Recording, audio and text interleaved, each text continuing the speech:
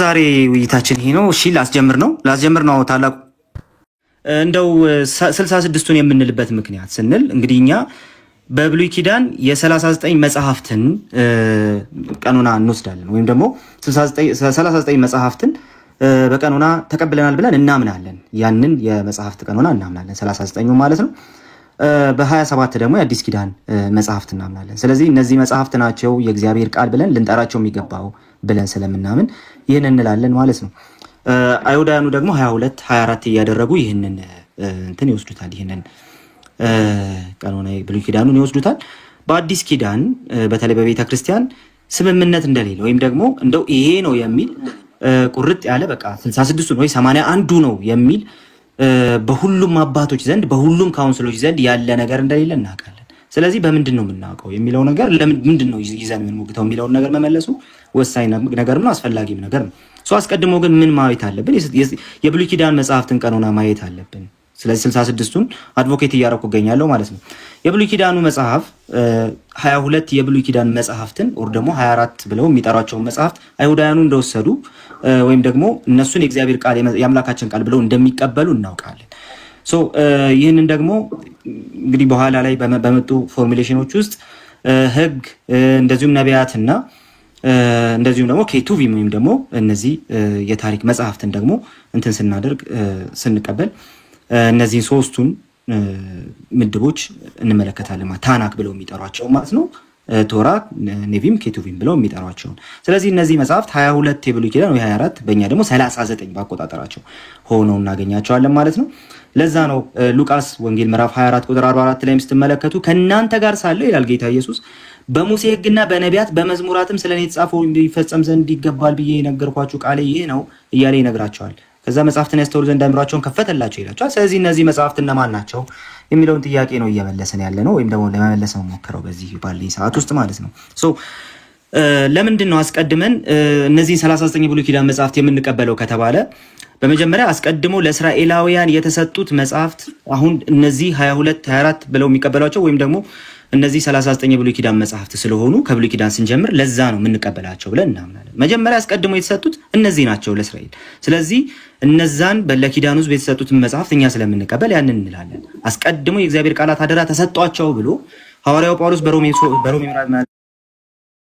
ምዕራፍ 3 ቁጥር 2 ላይ የሚናገርለት ማለት ነው። ስለዚህ እነዚህ ኦራክልስ ወይም ደግሞ እነዚህ የእግዚአብሔር ቃላት በአደራ የተሰጧቸው በየትኞቹ መጽሐፍት ነው ብንል እነዚህ 39 የብሉይ ኪዳን 22 የታመኑ መጽሐፍትን እንቀበላለን ወይም ደግሞ እንትን እናደርጋለን ይላል። ተመልከቱ among us there are not 1000 books in the disagreement and conflict with each other በማለት ይናገራል። ታዲያ ምንድናቸው ሲባል 22 መጽሐፍትን ነው እኛ የምንቀበለው በማለት እንዲህ ሲያስቀምጥ ተመለከቱታላችሁ ማለት ነው። ስለዚህ ሺህ ምናምን መጽሐፍት የሉን የሚጋጩ 22 መጽሐፍት እንቀበላለን በማለት ይናገርና ከዛ 5 of these are the books of Moses which contain both the laws and the tradition from the birth of humanity up to his days በማለት ይናገራል። በዚህ መንገድ ያስቀምጠዋል ሙሉ በሙሉ ያንን የብሉይ ኪዳን መጽሐፍትን ወይም ደግሞ እነዚህን ታናክ ብለን የምንጠራቸውን ባይዘረዝንም እነዚህን 22 መጽሐፍት ግን እንቀበላለን ብሎ ሲናገር እንመለከተዋለን። በሌላ ስፍራ ላይ እነዚህ 22ቱ እነማን ናቸው ካልን ኢቭን ከቤተ ክርስቲያን ታሪክ እሱን ማምጣት እንችላለን። እንደዚሁም ደግሞ ሌላ ቁጥር 41 ላይ በጣም የቅርብ ጊዜዎቹ መዛግብት እንደመጀመሪያዎቹ ታማኝ አይደሉም ይላል። ከአርጤክስስ ጀምሮ ከአርጤክስስ ጀምሮ እስከኛ ሰዓት ድረስ የተዘገቡ ብዙ አሉ ይላል። ነገር ግን እነዚህን ልክ እንደመጀመሪያዎቹ ታማኒ ብለን አንወስዳቸው፣ ምክንያቱም ትክክለኛው የነቢያት መተካካት ስለሌለ ብሎ ይናገራል። ቁጥር 42 ላይ ስትመለከቱ ደግሞ በ22ቱ መጽሐፍቶች የሰፈሩ ነገሮች ምንም ጥንታዊ ቢሆኑ እንኳን ማንም ሰው ምንም ለመጨመርም ለማስወገድም ወይም ለመለወጥም የደፈረ የለም ይላል። ከ22ቱ ማለት ነው። ስለዚህ እነዚህ ለእስራኤላውያን የተሰጡ መጽሐፍትን እነዚህ መጽሐፍት ናቸው የተሰጡን የሚሏቸው እነዛ መጽሐፍት እንቀበላለን። በኋላ ላይ እንደምንመለከተው በቤተ ክርስቲያን ታሪክ ውስጥም እነዚህ 22 መጽሐፍት ተቀምጠው እናገኛቸዋለን። ስለዚህ እነዚህን እንቀበላለን። 27 የአዲስ ኪዳን መጽሐፍት እንግዲህ አከራካሪ አይመስሉም። ለማንኛውም ግን እስቲ እንሂድ። እንደዚሁም ደግሞ ሌላ አንድ ባቢሎኒያን ታልሙድ እንጥቀስ። የእስራኤላውያኑን አንድ ሶርስ ማለት ባባ ባስራ ይባላል። ባባ ባስራ 14 ቢ ላይ ተመሳሳይ ነገር ያነሳል። እነዚህ መጽሐፍት ይናገራል። ካናን ሊስት ኦፍ ባቢሎኒያን ታልሙድ በኋላ ላይ ደብዳቤውን አንብብልን ወር ጽሁፉን አንብብልን ካልከን እናነባለን። አሁንም እነዚህ መጽሐፍት እንመለከታለን። ቶራን አስዮም አድርጎ ይነሳል። ከዛ በኋላ ነቢያቱን ይጠቅሳል። ከዛ በኋላ 12ቱን ነቢያት ይጠቅስና ኬቱቪም ወይም ደግሞ ራይቲንግስ የተባሉትን ደግሞ ይጠቅሳል። ሩት፣ መዝሙር፣ ኢዮብ ምናምን እያለ ደግሞ ይጠቅሳል ማለት ነው። ስለዚህ እነዚህ መጽሐፍተኛ እንቀበላለን እንላለን። ከወደ ምስራቅ አካባቢ ለምሳሌ ብሪኖይስ ሊስትን ብንመለከት ተመሳሳይ ነገር እንመለከታለን። ብሪኖይስ ሊስት እንግዲህ ሁለተኛ ክፍለ ዘመን ላይ የሚገመት ሊስት ነው። ስለዚህ ይህ የመጽሐፍ ቅዱስ ሊስት እንግዲህ እነዚህን ይዞ እናገኘዋለን ማለት ነው። ሶ እነዚህን ሊስቶች ይዞ እናገኘዋለን። The Biblical Canon Lists from Early Christianity በሚለው መጽሐፋቸው ላይ ጆን ሚድ እና ጋላገር እነዚህን እንደዚህ ማለት ይናገራል። This canon list contains a similar catalog of books to the Jewish and Protestant canons in 27 books 27 መጽሐፍት ሊስት ያስቀምጥና ይሄ ነገር ግን እነዚህ 27 መጽሐፍት ሲሚላር ናቸው ከምን ጋር ከአይሁዳውያኑና ከፕሮቴስታንቱ የመጽሐፍት ቁጥር ጋር በብሉይ ኪዳን ማለት ነው ተመሳሳይ ናቸው እያለ ይናገራል። እነ መላጤዎስን ማንሳት እንችላለን። እነ መላጤዎስንም ስናነሳ ተመሳሳይ ነገር እናገኛለን። እንደዚሁም ደግሞ መላጤዎስ ከተወሰኑ መጽሐፍት በስተቀር ማለት ነው ተመሳሳይ ነገር ያስቀምጥልናል። ስለዚህ እነዚህ መጽሐፍት እነዚህ እጃችን ላይ ያሉ 39 የብሉይ ኪዳን መጽሐፍት በአይሁዳውያኑ ተቀባይነት የነበራቸው በእስራኤላውያን ተቀባይነት የነበራቸው እግዚአብሔር ለነሱ የሰጣቸው ናቸው። ስለዚህ በዚህ ምክንያት እንቀበለዋለን ብለን እንናገራለን ማለት ነው። ሌሎችንም መጥቀስ እንችላለን። ለምሳሌ አርጌንስን መጥቀስ እንችላለን። ሶ የተወሰኑ መጽሐፍትን ከማስገባትና ከማስወጣት ውጪ ተጨማሪ ተብለው የሚቀመጡትን ወይም ደግሞ 80 ውስጥ ያሉ ተጨማሪ መጽሐፍትን ሲያስገቡ እንመለከታቸውም። ሶ ያንን እንመለከታለን ማለት ነው። ሶ በዚህ መንገድ ሊስቱን ሲያስቀምጥ እንመለከታለን። የነቢያቱን መጽሐፍት እንደዚሁም ደግሞ ኤርሚያስን ያስቀምጣል። ታላላቅ ነቢያት፣ ታናናሽ ነቢያት፣ ከዛ በኋላ እነዚህ ኬቱቢም የሚባሉትን ሌሎች መጽሐፍትን ያስቀምጣል። ከዛ በኋላ ደግሞ የሙሴ መጽሐፍት ያስቀምጣል። ሶ በዚህ መንገድ አርጌንስን ሲያስቀምጥ እንመለከታለን ማለት ነው። ኤክሌሲያስቲካል ሂስትሪ ላይ የአውሳቢዮስ ዘቂሳርያ ማለት ነው 625 ላይ ታገኙታላችሁ። ሶ በዚህ መንገድ አስቀምጡት እንመለከታለን ማለት ነው። ሌሎችንም እንደዚህ ቄሎ ዘኢየሩሳሌምን ማንሳት እንችላለን። እነዚህን ሊስቶች እንዴት አገኛችኋቸው ከተባለ የተወሰኑ መጽሐፍትን ምናልባትም ከማስገባት ወይ ከማስወጣት በስተቀር በዚህ መንገድ ያስቀምጧቸዋል። አትናቴዎስን ማየት እንችላለን። ሶ አትናቴዎስን በተመሳሳይ ፌስታል ሌተር 39 ላይ እንደዚሁ የተወሰኑ መጽሐፍትን አስቴርን ከማውጣትና ሌሎች ሁለት መጽሐፍትን ከማስገባት በስተቀር የኛን ወይ ደግሞ የ66ቱን የብሉይ ኪዳን መጽሐፍት ቀኖና ይዞ እናገኘዋለን። ሶ ብዙ ክርክር ያለው የብሉይ ኪዳን መጽሐፍት ላይ ስለሆነ እንደው ለመግቢያ ያህል ጊዜ ለመቆጠብ ቶሎ ብዬ ይሄን አስቀመጥኩኝ እንጂ ሌሎች ብዙዎችን ማንሳት እንችላለን። ለምሳሌ በመዝሙር 15 የሚሉ ላይ ሂላሪ ፖይተርስ ከምዕራቡ ዓለም ማለት ነው ከምዕራቡ ቤተክርስቲያን ይህንን ያስቀምጣል። እንግዲህ የሙሴ መጽሐፍት ያስቀምጣል፣ ኢያሱን፣ ከዛ በኋላ ጀጅስንና ሩትን ያስቀምጣል፣ ከዛ እነ ሳሙኤልንና እነ ነገስትን ያስቀምጣል፣ ሌሎችንም እንደዛ ያስቀምጣል ማለት ነው። ክሮኒክልን ያስቀምጣል። ይሄ ፓራሊፖሜኖን የተባለው እሱ ስለሆነ ማለት ነው። ከዛ በኋላ ኤስድራስ ማን ነው የሚለውን ነገር ኢቭን ኦፕን ነው ይሄ ለክርክር። ኤስድራስ የሚለው ነህምያና ዕዝራ ነው ወይስ ሌሎች ናቸው የሚለው ነገር ግን ይሄን ያስቀምጣል። ከዛ በኋላ መዝሙርን ያስቀምጣል። እንደዛ እያለ ይቀጥላል ማለት ነው። ከዛ በኋላ ሂላሪ ምን ይላል? አንዳንዶች ግን ጦቢትና ዮዲትን ያስቀምጣሉ ይላል። አንዳንዶች ሉክ በ22ቱ የእስራኤል ፊደላት ልክ 22 መጽሐፍት አሉ ካለ በኋላ አንዳንዶች ጦቢትና ዮዲትን ያስቀምጣሉ ይላል። እንደው ከግሪኩ ጋር 24 እንዲሆንላቸው ከግሪኩ ፊደል ጋር እንዲመሳሰልላቸው ብሎ ያስቀምጣል። ስለዚህ አንዳንዶች ይሄንን ከመጨመራቸው በስተቀር አሁንም ሂላሪ ፖይተርስ በዚህ መንገድ ያስቀምጣል ማለት ነው። ሶ ጄሮም የታወቀ ነው። የጄሮምንም ማየት እንችላለን። እንደዚሁ እነዚህን የብሉይ ኪዳን መጽሐፍትን ያስቀምጣል ማለት ነው። ፕሮሎገስ ጋሊያተስ በተሰኘው ስራው ላይ ይሄንን ያስቀምጣል። የብሉይ ኪዳን መጽሐፍትን ያስቀምጣል ልክ እንደ ፕሮቴስታንቱ። ከዛ ፖክሪፋ ብሎ እነዚህን ተጨማሪዎቹን ዲዮትሮካኖኒካል መጽሐፍትን ያስቀምጣል። እንደዚሁም ደግሞ የአዲስ ኪዳን መጽሐፍትንም እንደዚሁ ያስቀምጣል ማለት። ስለዚህ የብሉይ ኪዳን የአዲስና የብሉይ ኪዳን መጽሐፍቶቻችሁን 66 ብላችሁ ማን ሰጣችሁ ከተባለ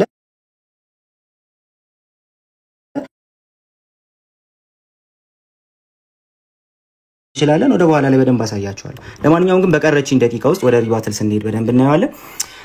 በቀረችኝ ደቂቃ ውስጥ እስቲ 80 አሐዱን ለምንድን ነው የማትቀበለው በባል የማልቀበልበት ምክንያት ዝም ብዬ ላስቀምጥ። እንግዲህ 80 አሐዱ ፍትሐ ነገሥት አንቀጽ 2 ላይ 73 መጽሐፍት ዝርዝርን ያስቀምጥና ከዛ መጽሐፍቱ ግን ምን ይላል? ቅድስት ቤተክርስቲያን በቅድስት ቤተክርስቲያን ሊቀበላቸው የታዘዙ ቁጥራቸው 80 እንዲሆን አምላካዊት መጽሐፍት አሉ ይላል። 73 ያስቀምጣል። ከዛ በኋላ ግን የኢትዮጵያ ኦርቶዶክስ ተዋሕዶ ቤተክርስቲያን እምነት፣ ስርዓት፣ አምልኮና የውጭ ግንኙነት የተሰኘው መጽሐፍ ግን ልክ ገጽ 42 ላይ ታገኙታላችሁ። እንደዚህ አድርጎ መጽሐፍትን ያስቀምጣል። እነ ኩፋሌን ያስገባል፣ እነ መጽሐፈ ሄኖክን ያስገባል፣ ፍትሐ ነገሥቱ ላይ የሌሉትን ማለት ነው። እንደዚሁም ደግሞ ሌሎች 8 የሥርዓት መጽሐፍትን ያስገባል። የአዲስ ኪዳን መጽሐፍት ብሎ ሥርዓተ ጽዮን፣ ትእዛዝ፣ ግጽ፣ አብጥሊስ፣ አንደኛ መጽሐፈ ኪዳን፣ ሁለተኛ መጽሐፈ ኪዳን እያለ 8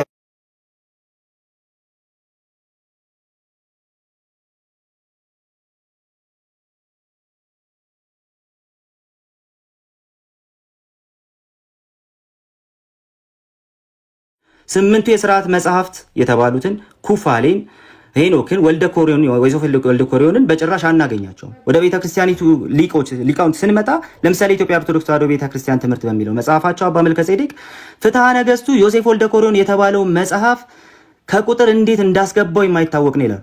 ምክንያቱም ይህ መጽሐፍ የታሪክ መጽሐፍ እንጂ ከቅዱሳት መጽሐፍት ውስጥ የሚገባ አይደለምና እንዲያውም ከክርስትና በኋላ የተነሳ ሰው እንደጨመረው የታወቀ ስለሆነ ወደ ብሉይ ኪዳን በምንም መልክ መጨመሩ ቀርቶ መገመትም የለበትም ይላል። ስለዚህ ዮሴፍ ወልደ ኮሪዮን ለምሳሌ ከ46ኛው የብሉይ ኪዳን መጽሐፍት ዝርዝር ውስጥ ቀጥታ መውጣት ያለበት መጽሐፍ ነበረ ማለት ነው። ኦኬ ከዚህ የብሉይ ኪዳን መጽሐፍ ዝርዝር ውስጥ ከ46ኛው የመጽሐፍ ዝርዝር ውስጥ መውጣት ያለበት ነው በእኚህ ሊቅ ንግግር መሰረት። ስለዚህ እንደነዚህ አይነት በየትኛው ቤተክርስቲያን እንደ ቀኖና መጽሐፍ ያልተያዙ መጽሐፍትን ጭምር የቀኖና መጽሐፍ አድርጎ ይቀበላል። ከዚህ የተነሳ 80 ያዱ መቀበል የለብንም እላለሁ። አይ አንዳንዶቹ እኮ እንደው በሌላው ዓለም ስለማይገኙ ነው ከተባለ በሌላው ዓለም ስለማይገኙ ለመሆኑ ማስረጃው ምንድነው የሚለውን ነገር ወደ በኋላ ላይ አብረን እናያለን። ለማንኛውም ግን ሁለተኛ ለምን መቀበል የለብንም? ሁለተኛው ደግሞ የመጀመሪያውን ነግሬያችኋለሁ። በየትኛው ቤተክርስቲያን የቀኖና መጽሐፍ ያልተደረጉ መጽሐፍትን ተቀብሎ እናገኘዋለን። ሁለተኛ በይዘት ደረጃ ራሱ በቤተክርስቲያን የማይታወቁ በጥንት ቤተክርስቲያን የማይታወቁ ሐሰተኛ ሰነዶችን ይዞ ይገኛል። 80 ያዱ እነዚህ መጽሐፍት ይዞ ይገኛል። ኦኬ እነዚህ መጽሐፍት ይዞ ይገኛል። ለምሳሌ የሰባው ሊቃናት አንደኛ መቃቢያንን በኋላ ላይ አሳይካል ካሳያለው አንደኛ መቃቢያን ምዕራፍ 16 ድረስ ያለ 16 ምዕራፍ ያለው መጽሐፍ ነው። የኢትዮጵያው 36 ምዕራፍ አለው። ኦኬ 36 ምዕራፍ አለው። ይዘቱ ራሱ ከዚህ ከሰባው ሊቃናት አንደኛ መቃቢያን የተለየ ነው። ሁለተኛ መቃቢያን የሰባው ሊቃናት 15 አለው። ኦኬ የኢትዮጵያው 21 ምዕራፍ አለው፣ በይዘት ይለያል። ሶስተኛ መቃቢያን 7 ምዕራፍ አለው የሰባው ሊቃናት፣ 10 ምዕራፍ አለው የኢትዮጵያው፣ በይዘት ይለያል። በ2000 እትሙ ላይ ለብቻ የተቀመጠ ተረፈ ባሮክ የተባለ መጽሐፍ አለ። በየትኛውም ቤተክርስቲያን ቀኖናዊ መጽሐፍ እንደሆነ የማይታወቅ መጽሐፍ አለ። ስለዚህ በይዘትም የማይታወቁ በቃ በጥንት ቤተክርስቲያን የማይታወቁ በሚታወቁ መጽሐፍት ስም የተቀመጡ ሌሎች ሰነዶችም ያሉበት ነው እንጂ ጥርት ያለ የእግዚአብሔር ቃል ስብስብ የሆነ መጽሐፍ አይደለም። ስለዚህ 80 ያዱን አንቀበልም። ሌላው ግን በራሱ በሲኖዶስ የተረጋገጠ መጽሐፍ ቅዱስ አይደለም ተብሎ ደግሞ ይነገርለታል። ለምሳሌ ይሄው እሺ ወደ በኋላ ላይ ከዚህ ጋር መለሳለሁ ማለት ነው። 15 ሰከንድ አንተ ጋር ላይ ግን የጀመርኩት በራሴ ሰዓት ስለሆነ ላቁም።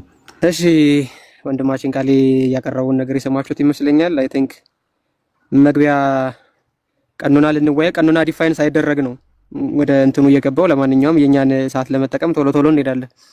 ቀኖና ማለት ቀጥታ መለኪያ መስፈሪያ ማለት ነው ቃሉ ሲተረጎም ማለት ነው። ለምሳሌ አሁን ከፖይንት ኤ ፖይንት ቢ ያለው ዲስታንስ በኪሎ ሜትር ይለካል፣ የአንድ ነገር ክብደት በኪሎ ግራም ይለካል ምናምን። ቀኖና ማለት ቤተክርስቲያን ተለክታ ተሰፍራ ተመዝና ወደኛ የመጣችበት እኛ ቤተክርስቲያንን እየተቀበልንበት መስፈሪያችን መለኪያችን ይሆናል ማለት ነው። ስለዚህ ቀኖና ማለት ምንድነው? መለኪያ ወይም መስፈሪያ ማለት ነው። ሁለተኛ በዚህ መለኪያ የሚለካውና ልኬቱን የሚነግረን ማን ነው የሚለው በጣም ወሳኝ ነገር ነው። ምክንያቱም እኔም ሚስተር ኤም ሚስተር ቢም እየሄዱ እየለኩ መቀበል ስለማይችሉም ማለት ነው። ማን ነው ለክቶ የሚሰጠው ከተባለ በሐዋርያዊ ሲኖዶስ የምትነው ልኬት የምትችለው። ለምሳሌ በሐዋርያት ዘመን በሚበሉ ምግቦችና በማይበሉ ምግቦች ከጣዖት አምልኮ በሚመጡትና በአይሁድ መካከል ከፍተኛ ልዩነት ተነስቶ ሳለ ሐዋርያት በሲኖዶስ ነው ውሳኔውን የወሰኑት። ለምን? ቅድስት ቤተክርስቲያን ህብረታዊት ስለሆነች አንድነታዊት ስለሆነች የምትለካውን በአንድነት ውስጥ ነው የምትኖረውን በዛው በጌታ ህብረት በጌታ አካልነት ውስጥ ነው ማለት ነው። ስለዚህ ቀኖና ማለት ይሄ ነው፣ የምትለካው ቅድስት ቤተክርስቲያን ናት። ኦኬ እንደዛ ከሆነ ይህ መለኪያ ምንን ያሳያል ከተባለ የአንዲት ቤተክርስቲያን ልዩ ቀለሟና ውበቷ ምን እንደሆነ የሚያሳይ ነው። ለምሳሌ የኢትዮጵያ ቤተክርስቲያን ልዩ ቀለሟና ውበቷ ምንድነው? ይሄ ነው። ምኗን የሚገልጸው? ይሄ ቀኖናዋ ነው የሚገልጻት። ቤተክርስቲያንን መልኳን ውበቷን ምኗን የሚገልጽላት ቀኖናዋ ነው። ቀኖና ዶግማ ስላልሆነ ከቀኖና ሊለያይ ይችላል። ከቀኖና ሊለያይ ይችላል ማለት ምንድነው? ለምሳሌ በእኛ ሀገር የክህነት አሰጣጥ እና በሌሎች ሀገር የክህነት አሰጣጥ ሊለያይ ይችላል። የሚሰጠው ግን ያው ክርስቶሳዊ ሐዋርያዊ ክህነት ነው። አንድን ምግብ አንተ በሹካ በላኸው፣ በማንኪያ በላኸው፣ በእጅህ በላኸው፣ ያው ምግቡን እየበላኸው ነው ማለት ነው። ዞሮ አበላልህ ብቻ ነው ልዩነቱ። ስለዚህ ያበላል ስርዓታችን ይለያል ማለት ቀኖናው እንደዚሁ ዶግማ ጉዳይ ስላልሆነ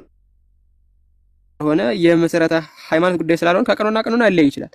ለምንድነው የሚለያየው? ለምሳሌ አንዲት ጠይም ሴት ወይም ቀይ ሴት ትኖራለች። አንዷ ቀይ አንዷ ጠይም ስለሆነች ግን መቼም እቺኛዋ ሰው አይደለችም አትልም። መለኪያም እንደዛው ነው ማለት ነው። መለኪያም እንደዛው ወይም ቀኖና የምንለውም እንደዛው ነው።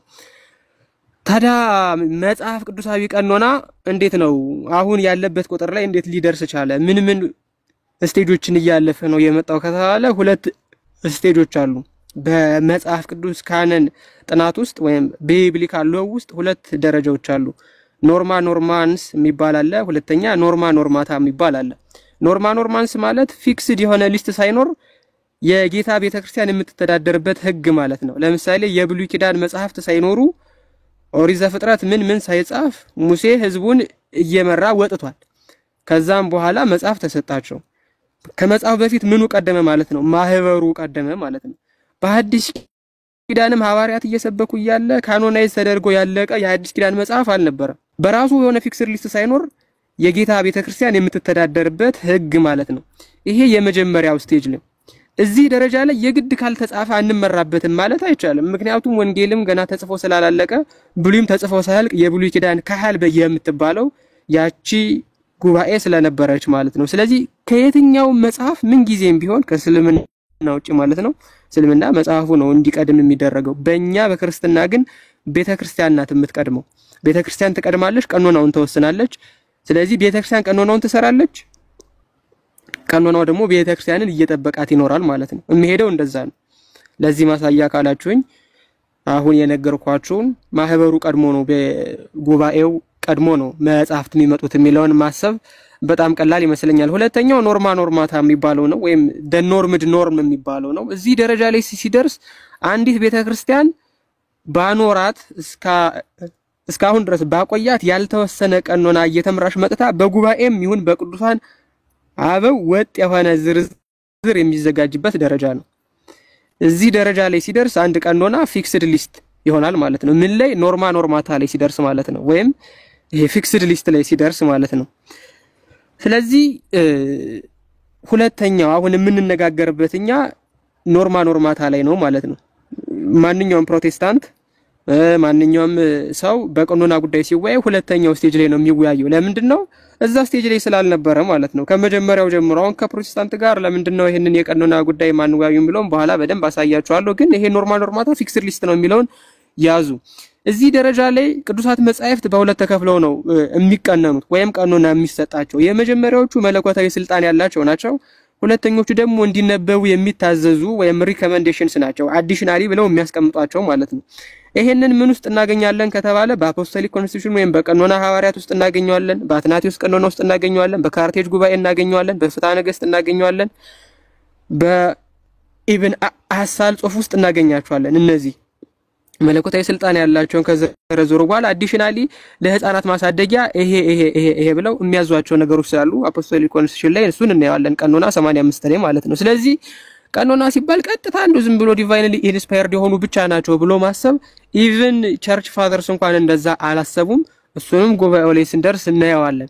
ከዛ በተጨማሪ እንዲነበቡ እየታዘዙ ቅዱሳት መጻሕፍትንም ይጨምራል ማለት ነው። ቀኖና ስንል ዲቫይንሊ ኢንስፓየርድ ቡክስ ፕላስ እንዲነበቡ የታዘዙ መጻሕፍትንም ይጨምራል ማለት ነው። ስለዚህ ቀኖና ስንል ሁለት ላይ ያለው ዝርዝር ሁልጊዜም ወጥና አንድ ላይ ሆን ይችላል። ይሄ አንደኛ ውስን ዝርዝር ያስፈለገበት ምክንያት ምንድነው ከተባለ ለምሳሌ የጉባኤ ሎዶቅያ ቅዱሳት መጻሕፍትን ወስኖ የማስቀመጥ ነገር ያስፈለገው ለምንድነው የሚል ጥያቄ ከተነሳ በወቅቱ ይነሱ የነበሩ ከሄሌኒስቶች ከምኖች የሚመጣ ችግር ስለነበረ ቅዱሳት መጻሕፍቶቻችንን ዘርዝሮ ማስቀመጥ ስላስፈለገ ነው። ስለዚህ ከችግሩ አንፃር የተለያየ መፍትሄ ሊሰጥ ይችላል ማለት ነው። ለምሳሌ መጽሐፈ ሄኖክ እና መጽሐፈ ኩፋሌ ለምንድነው ቀኖና ውስጥ ገብተው ያልተቆጠሩ የሚለውን ፍትሐ ነገሥት አንድምታችን ሲያብራራ ምንድነው የሚለው? ፈላስፋዎች ይሄው ጥበባችን በመጽሐፈ ሄኖክ ቀኖና ውስጥ እናንተ ገብቶ ተገኘልን፣ ስለዚህ የኛ ፍልስፍና ትክክል ነው ብለው እንዳይሰናከሉ ነው። ሌላ ምንም ምክንያት የለውም። መጽሐፉ ደግ መሆኑንማ ሐዋርያው ይሁዳ ጠቅሶታል። መጽሐፉ ትክክለኛ ለመሆኑ ማለት ነው። ቀኖና ውስጥ ለምንድነው ኦፕንሊ ፐብሊካሊ ያላስገቡት የሚለውን ሲያብራራ ምን ይላል? ይሄው ፍልስፍናችን በእናንተ ውስጥ ተገኘ ብለው ወደ ሌላ ችግር ውስጥ እንዳይገቡ ማለት ነው። ሁለተኛ አብያተ ክርስቲያናት ይሄንን ልብ ብላችሁ ስሙ፣ ቀኖናን የመወሰን ሐዋርያዊ ስልጣን አላቸው። ኦኬ፣ አብያተ ክርስቲያናት ቀኖናን የመወሰን ሐዋርያዊ ሲኖዶሳዊ ስልጣን አላቸው። ስለዚህ የሚሻሻለውን ያሻሽላሉ፣ የሚጨመር የሚቀነስ ካለ ይጨምራሉ፣ ይቀንሳሉ። ቀኖና ስለሆነ ማለት ነው። ለምሳሌ ቅብጥ ኢብን አልአሳል ውስጥ ከሚገኙት ቀኖናዎች በሙስሊም ወረርሽኝ ምክንያት እንደቀነሰች እንዳሻሻለች ትናገራለች። እሱን መጽሐፉን ከፍቼ ማሳየት ስለምችል ማለት ነው። ይሄንን ማድረጓ ስህተት ነው ወይ ከተባለ አይደለም። እትጀስት ቀኖና መወሰን የሚችለው ቅዱስ ሲኖዶስ ስለሆነ በሲኖዶስ እየታየ ከቤተ ክርስቲያን አንድነት አንጻር እየታየ የሚሻሻሉ የሚለወጡ ህጎች ይኖራሉ። የሚለወጡ ህጎች ይኖራሉ ማለት ነው። ስለዚህ አሁን ከዚህ የምንረዳው ምንድነው ከተባለ አብያተ ክርስቲያናት ሲኖዶሳዊ ውሳኔ እየወሰኑ ቀኖናቸውን እንደሚያጸድቁ ሲሆን ክርስቲያን መሆናቸው በዚህ ሲኖዶሳዊ ህብረትና አንድነት የሚገለጥ ነው። አንዲት ቤተክርስቲያን የጌታ ቤተክርስቲያን ናት የምትባለው ምንድነው? ሲኖዶሳዊ ህብረት ሲኖራት፣ ሲኖዶሳዊ ውሳኔ ሲኖራት፣ ሲኖዶሳዊ የሆነ ቀኖና ማጽደቅ ስትችል ነው። ከዛ ውጪ ዝም ብሎ በየሜዳው ቀኖና እቀንናለሁ ማለት ተፍሲር ዘመሰለኝ ነው የሚሆነው ማለት ነው። በዚህ መሰረት ልብ በሉ የኢትዮጵያ ኦርቶዶክስ ተዋህዶ ቤተክርስቲያን ማለት ነው እንደ ሁሉም አብያተ ክርስቲያናት መጠኗንና አይነቷን የሚገልጽ ቀኖና ሲኖራት የመጽሐፍ ቅዱስ ቁጥሯ እንደ ኮንሰፕሽን ምንድነው 81 የሚለው መጽሐፍ ቅዱስ የኢትዮጵያ ብቻ ነው የሚመስላቸው። እንደዛ አይደለም። 81 እንደማን እንዳላቸው አውጠን እናያለን። 81 መጽሐፍትን ቀኖና ማድረግ የኛ ብቻ ሳይሆን የሶሪያ፣ የቅብጥ፣ የግሪክ ጥንታውያን አብያተ ክርስቲያናት ሁሉ ቀኖና ነው። 81 ብሎ ቀኖና መደንገግ ማለት ነው። የኛ ቤተክርስቲያን ብቻ የሚመስላቸው ጅሎች አሉ። እንደዛ አይደለም። የሲሪያም ሆነች የኮፕትም ሆነች የግሪክም ሆነች እነዚህ ሁሉ ጥንታውያን አብያተ ክርስቲያናት ቀኖናቸው 81 ነው። አቆጣጠሩ እንዴት ነው? እሱን ማየት ስለሚቻል ማለት ነው። ስለዚህ 81 የሚለው ሲጀመርም ቢሆን የኢትዮጵያ ሎካሊ የተገኘ ቀኖና አይደለም። ኢንተርናሽናል ቀኖና ነበረ በጊዜው። በኋላ ላይ አብዛኞቹ በታላላቅ ትሪቡሌሽን ሲያልፉ የቀነሱት ስለመጡ ማለት ነው። ኦኬ እኛ ምንም አይነት እስላማዊ ወረርሽኝ አላገኘንም፣ ቀኝ ግዛትም አልተገዛንም እኛ። ስለዚህ በዚህ ምክንያት ጥንታዊ ዝርዝራችንን ይዘን ቀጥለናል ማለት ነው። ጥንታዊ ዝርዝር በኢትዮጵያ ኦርቶዶክስ ተዋሕዶ ቤተክርስቲያን ይገኛሉ የሚባሉት አሁን ወንድማችን ያነሳቸው ማለት ነው መጽሐፈ ሄኖክ፣ መጽሐፈ ኩፋሌና ዜና አይሁድ እነዚህ ቀኖና ውስጥ የሉም ብለው የሚያስቡ ሰዎች አሉ። በቃ በሌላው ዓለም ጭራሽ አይታወቁም ብለው ማለት ነው። ግን ቸርች ፋዘርስ ለሃይማኖት መከራከሪያ ይጠቀሟቸው የነበሩ ሲሆኑ ክርስቲያኖች እጅግ ከመጠቀማቸው የተነሳ እነዚህን መጽሐፍት ማለት ነው አይሁድ ሊያስወጧቸው ይችላል። እነዚህን መጽሐፍት ከቀኖናቸው ሊቀንሷቸው ይችላል ማለት ነው። ምክንያቱም ክርስቲያኖቹ ከገዛ መጽሐፍቶቻቸው እየጠቀሱ አይሁዳውያንን ወደ ክርስትና ሲመልሱባቸው መጀመሪያ ያደረጉት ነገር ምንድነው? በተለይ ራቢኒክ ጁዳይዝም የሚባለው መጽሐፍቶቻቸውን መጉመድ ነበር። በነገራችን ላይ ቃሊ ምን እንዳረገ ካስተዋላችሁ ዮሴፍ ወልደ ኮሮንን ተቃውሞ ማስረጃ አድርጎ ግን እየጠቀሰው ዮሴፍ ወልደ ኮሮንን ነው መግቢያው ላይ ማለት ነው።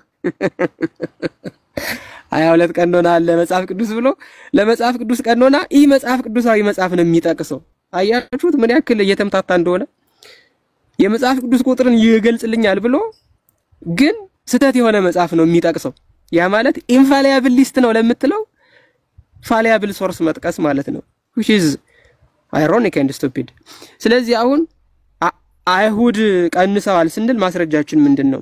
ጀስቲን ማርተር ዲያሎግ ዊዝ ትሪፖ ዲያሎግ 71 እና 72ን ተመልከቱ። በእንተ መናፍቃን ቅዱስ ሄሬኒዮስ አድቨርሰስ ሄረሰስ ማለት ነው ቡክ 3 21 ላይ ተመልከቱ። አርጌንስ ወደ አፍሪካነስ የየላከውን 4 እና 5 ተመልከቱ። ጠርጡለስ በእንተ አይሁድ ምዕራፍ 3ን ተመልከቱ። ፓናሪዮን 8:6ን ተመልከቱ።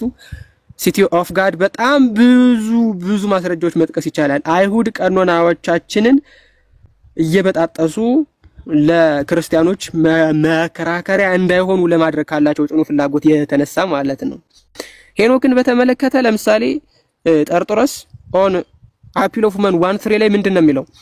but since Enoch in the same scripture has preached likewise concerning the Lord አለ። በነገራችን ላይ በብሉይ ኪዳን መጽሐፍት ውስጥ ነገረ ክርስቶስ እንደ መጽሐፈ ሄኖክ የተብራራበት ምንም መጽሐፍ የለም። በቃ ምንም መጽሐፍ ማለት ነው። ጠርጡለስ ምን እንደሚል ተመልከቱ። ሄኖክን ስክሪፕቸር ብሎ ነው የሚጠራው፣ ቀጥታ ማለት ነው። ቅዱስ መጽሐፍ ብሎ ነው የሚጠራው። ሄኖክ ስለ ክርስቶስ ስለሚናገር አይሁድ በክፋት ከቀኖና እንዳጠፉት ይናገራል። እዚሁ ክፍል ላይ ማለት ነው። እዚሁ ክፍል ላይ በዚሁ ምንድነው የምትረዱት? ጠርጡለስ በነበረበት ዘመን ሄኖክ ቅዱስ መጽሐፍ ሊባል አይገባውም ብለው ይከራከሩ የነበሩ መናፍቃን ነበሩ። አሁን ልክ እነ ቃሪ እንደሚያደርጉት ማለት ነው። አባቶችስ ምንድነው የሚያደርጉት? ዲፌንድ ያደርጋሉ ማለት ነው። ኩፋሌንን በተመለከተ ቅዱስ ኤጲፋኒዮስ መልህቅ ወይም አንኮራተስ በተባለ ድርሰቱ 39:6 ላይ እንዲህ ይላል but as we find in Jubilees which is also called the little Genesis አያችሁት ጁቢሊስን ምንድነው የሚለው መጽሐፈ ኩፋሌን ሊትል ጀነሲስ ጥንታዊ ስሙ ነው ይሄ ዘተከፍለ ኦሪት ከኦሪት የተከፈለ ነው ማለት ነው ብሎ የፍትሐ ነገሥቱ ትርጉም ያስቀመጠው አባታዊ ማስረጃ ልናመጣለት የምንችለው ነው። ዝም ብሎ ከመሬት ላይ ሽምጥጥ የሚደረግ መጽሐፍ የለም በእኛ ቤተክርስቲያን ታሪክ ውስጥ ማለት ነው። ስለዚህ ኩፋሌም ቢሆን ሌላ ስሙ ማን ነው ይላል? ቅዱስ ኤጲፋኒዮስ ሊትል ጀነሲስ ነው ይለዋል። በቃ ትንሽዬው ጀነሲስ ነው። the book even contains the names of both Cain and Seth's wives ከነሱ ሁሉ ሳይት እያደረገ ነው የሚያስቀምጠው ማለት ነው። ከዛ ምን ይላል ደግሞ እዚህ ላይ so that the persons who recite myths to the world may be put to shame in every way. ዝም ብለው አፈ ታሪክን የሚያወሩ ሰዎች እንዲያፍሩ በመጽሐፈ ኩፋሌ ወይም በትንሹ ዘፍጥረት ይሄ ሁሉ ተዘገበልን፣ የአቤልና የቃየል ሚስቶች ስም ተዘገበልን ይላል ማለት ነው። አያችሁት? ይሄንን የሚለው ማን ነው? ቅዱስ ኤጲፋኒዮስ ነው አንኮራተስ ላይ። ስለዚህ ከዚህ ምንድነው የምንረዳው? እነዚህ ሁለቱ መጽሐፍት ምንም እንኳን ኖርማታ ላይ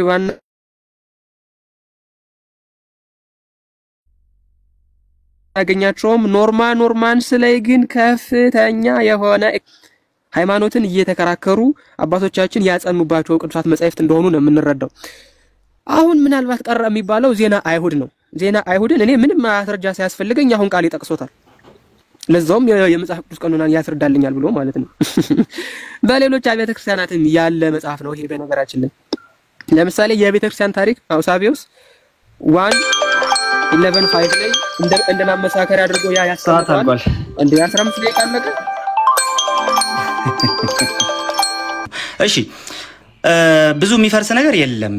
ምን እንዳወራ አላውቅም። ለማንኛውም ግን እስቲ የተወሰኑ ነገሮችን እንመልከት። በመጀመሪያ ከምንም ነገር በፊት ማለት ነው 81 ቀኖና ያላቸው ሌሎች አብያተ ክርስቲያናት አሉ አለ።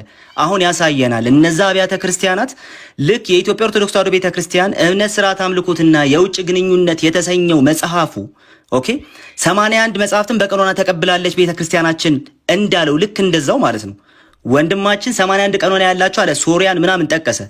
ያላቸውን አብያተ ክርስቲያናት 81 ነው መጽሐፋችን ያሉትን አብያተ ክርስቲያናት በማስረጃ ያሳየናል። ነገር ግን ይሄ ካሁኑ ነግርሃለሁ ላማለኝ በሰማይ ወተቷንም ማላይ የሚለው ተረት አይነት የሚያስተርትብ ይመስለኛል። ለማንኛውም ግን እስቲ ወደ በኋላ ላይ ማስረጃ ታመጣለህ። እሺ ሌላ እንግዲህ ቀድሞ ቀኖናን ትርጉሙን አላነሳም ማለት ጥያቄዎች ስጠይቅ እኮ የቀኖና ትርጉም እያነሳው ነው። ለማንኛውም የቀኖና ትርጉም አንተ የሚገባሃል ሰሚዎቹ የሚገባቸዋል በማለት ቀኖና ማለት ብዬ አልጀመርኩም ትምህርት ላይ ስላልሆነ ማለት ነው። ለማንኛውም ጥያቄዎቹ ግን ቀኖናን በቀጥታ ዲፋይን የሚያደርጉ ነበሩ። ጥያቄዎቹን ረስተሃቸው ካልሆነ ወንድማችን ሌላ ደግሞ ዲቫይንሊ ኢንስፓየርድ ብለው አላሰቡም ቀኖናን በተመለከተ ሲያወሩ አልክ። ነገር ግን አትናቴዎስ ፌስታል ሌተር 39 ላይ የአዲስና የብሉይ ኪዳን መጽሐፍትን ከጠቀሰ በኋላ ፋውንቴን ኦፍ ሳልቬሽን ካላቸው በኋላ ወንድማችን ተመልከት there are other books besides this indeed not received as canonical but having been appointed by our fathers to be read those just approaching and wishing to be instructed ያለ ይቀጥላል። ቅድም ያነሳቸው ማለት ነው አባቶች ኦኬ ፈርስት እና ሰከንድ ቲር ቡክ የሚባል ነገር አላቸው በቀኖናቸው ውስጥ ልክ ፋውንቴን ኦፍ ሳልቬሽን ብሎ እንዳስቀመጠው ማለት ነው። ልክ እንደዛ የሚያነሱት ነገር ይኖራቸዋል በቀኖናቸው ውስጥ ማለት ነው። ከዛ በኋላ ግን ቀኖናዊ ያልሆኑ ናው ሪሲቭድ አስ ካኖኒካል እንደ ካኖኒካል ያልተቀበልናቸው አለህና አስቀመጠ።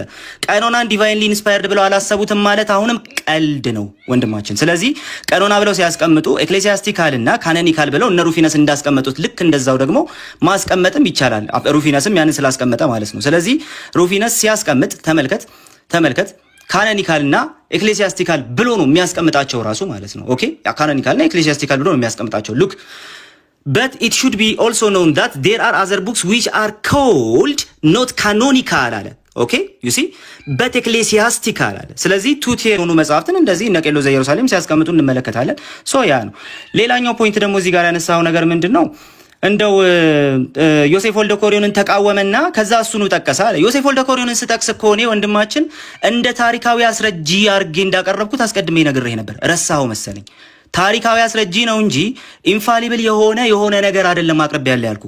ዮሴፍ ወልደ ኮሪዮን ያስኩልህ ማለት ነው። ወደ በኋላ ላይ የምትጠየቀው ጥያቄ አለ፣ ተዘጋጅ እዚህ ላይ ራሱ ማለት ነው። ነገር ግን ዮሴፍ ወልደ ኮሪዮንን መጽሐፍ ቅዱስ ነው ብዬ አይደለም የጠቀስኩልህ፣ ሂስቶሪካሊ ታሪካዊ አስረጂ ብዬ ነው የጠቀስኩልህ። ለምሳሌ አንድ ሰው የሩፊነስን ወይም የአትናቴዎስን ፌስታል ሌተርን ጠቅሶ የቀኖና መጽሐፍቶቻችን እነዚህ ናቸው ብለዋል ብሎ ሲያስቀምጥ የእነዚህን አባቶች ስራ የቀኖና መጽሐፍ ወይም ደግሞ ይሄንን ኢንፋሊብል የሆነ መጽሐፍ ምናምን ብሎ እየተናገረ አይደለም ያለው፣ አስረጂ ናቸው ብሎ እያመጣ ነው ያለው።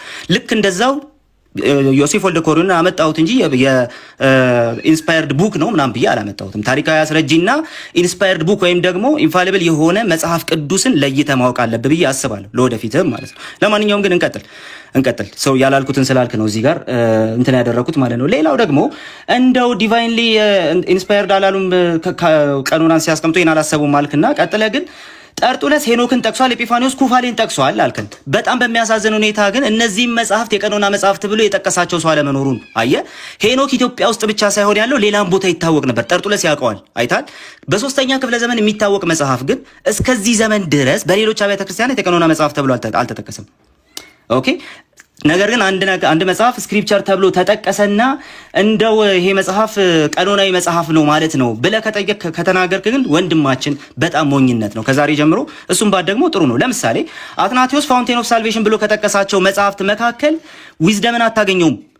ኦኬ። ኤክሌሲያስቲካል ዊዝደም ለአትናቴዎስ እሱ ብቻ አይደለም፣ ሲራክን አታገኘውም በጭራሽ።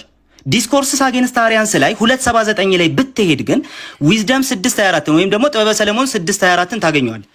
ሲራክን ታገኘዋለህ። ሲራክ ምዕራፍ 1ን ታገኘዋለህ። እነዚህ መጽሐፍት እሱ ፋውንቴን ኦፍ ሳልቬሽን ብሎ አይጠቅሳቸውም፣ ነገር ግን ስክሪፕቸር ብሎ ጠቅሷቸው ታገኛለህ። ቄርሎስ ዘኢየሩሳሌም ካቴኪካል ሌክቸር 6:4 ላይ ሲራክ 3ን ጠቅሶ ታገኘዋለህ። ኦኬ። ነገር ግን ካቴኪካል ሌክቸርስ ላይ ይሄንኑ መጽሐፍ የቀኖና መጽሐፍ ብሎ ግን ሲያስገባው አትመለከትም። አንድ መጽሐፍ ስክሪፕቸር ተብሎ በአባቶች ተጠቀሰ ማለት ያ መጽሐፍ የቀኖና መጽሐፍ ነው ማለት አይደለም። ስክሪፕቸር ብለው ከጠቀሱት በኋላ ስለዛ መጽሐፍ ያላቸው አቋም ምንድነው የሚለውን ነገር የመጽሐፍቱን ዝርዝር ሲያስቀምጡ ምን አስቀምጡ የሚለውን ነገር በማየት ነው የምታስቀምጠው። በጣም በሚያሳዝን ሁኔታ እነዚህን ሁለት መጽሐፍት አንድም የቤተ ክርስቲያን አባት ስክሪፕቸር ተብለው እየተጠሩ እንኳን የቀኖና መጽሐፍ ብሎ ያስቀመጠ ማንም ሰው የለም። ስለዚህ እንደው ሎጂኮች በሙሉ የታሰበባቸውም አይመስሉም እንደው ወንድማችን። ለማንኛውም ግን እንቀጥልና እንግዲህ ለምንድነው እንትን ማድረግ የሌለብን አልኳችሁ። 4 ደቂቃ ከ33 ሰከንድ አለኝ። ኦኬ። በሙሉ አድሬስ አድርጌያቸዋለሁ አሁን ያነሳቸውን ነገሮች። ለማንኛውም 80 መቀበል የሌለብን በመጀመሪያ እነዚህ መጽሐፍት አልኳችሁ 8ቱን የሥርዓት መጽሐፍት ኩፋሌን፣ ሄኖክን፣ ዮሴፍ ወልደ ኮሪዮንን እነዚህ መጽሐፍት በጭራሽ ስለማናገኛቸው ነው አልኳችሁ። ነገር ግን እዛ ጋር ብቻ ብንቆም እጅግ መልካም ነበረ። ለምሳሌ እዚሁ ቲክቶክ ላይ ልክ እንደ ታላቁ ጅብሪል መምህር ከሆኑ መምህራን መካከል አንዱን በጣም ከታወቁ በጣም ከምንወዳቸው እኛ ራሳችን በጣም ከምናደንቃቸው መምህራን መካከል አንዱ የሚለውን ተመልከቱት። ኦኬ። እንደዚህ ይላል። የአዲስ ኪዳን መጽሐፍት ዋናዎቹ 27ቱ እንደሆኑ ይታወቃል። ከዚህ ጋር የሚስተካከል መጽሐፍ መቼ ሳይጨመርም ብዬ አስባለሁ አለና ስለዚህም የቀሩት 8ቱ መጽሐፍት ከምን አንፃር እንደሚታዩ በግልጽ ማሳወቅ ይገባቸዋል አለ። ኦኬ።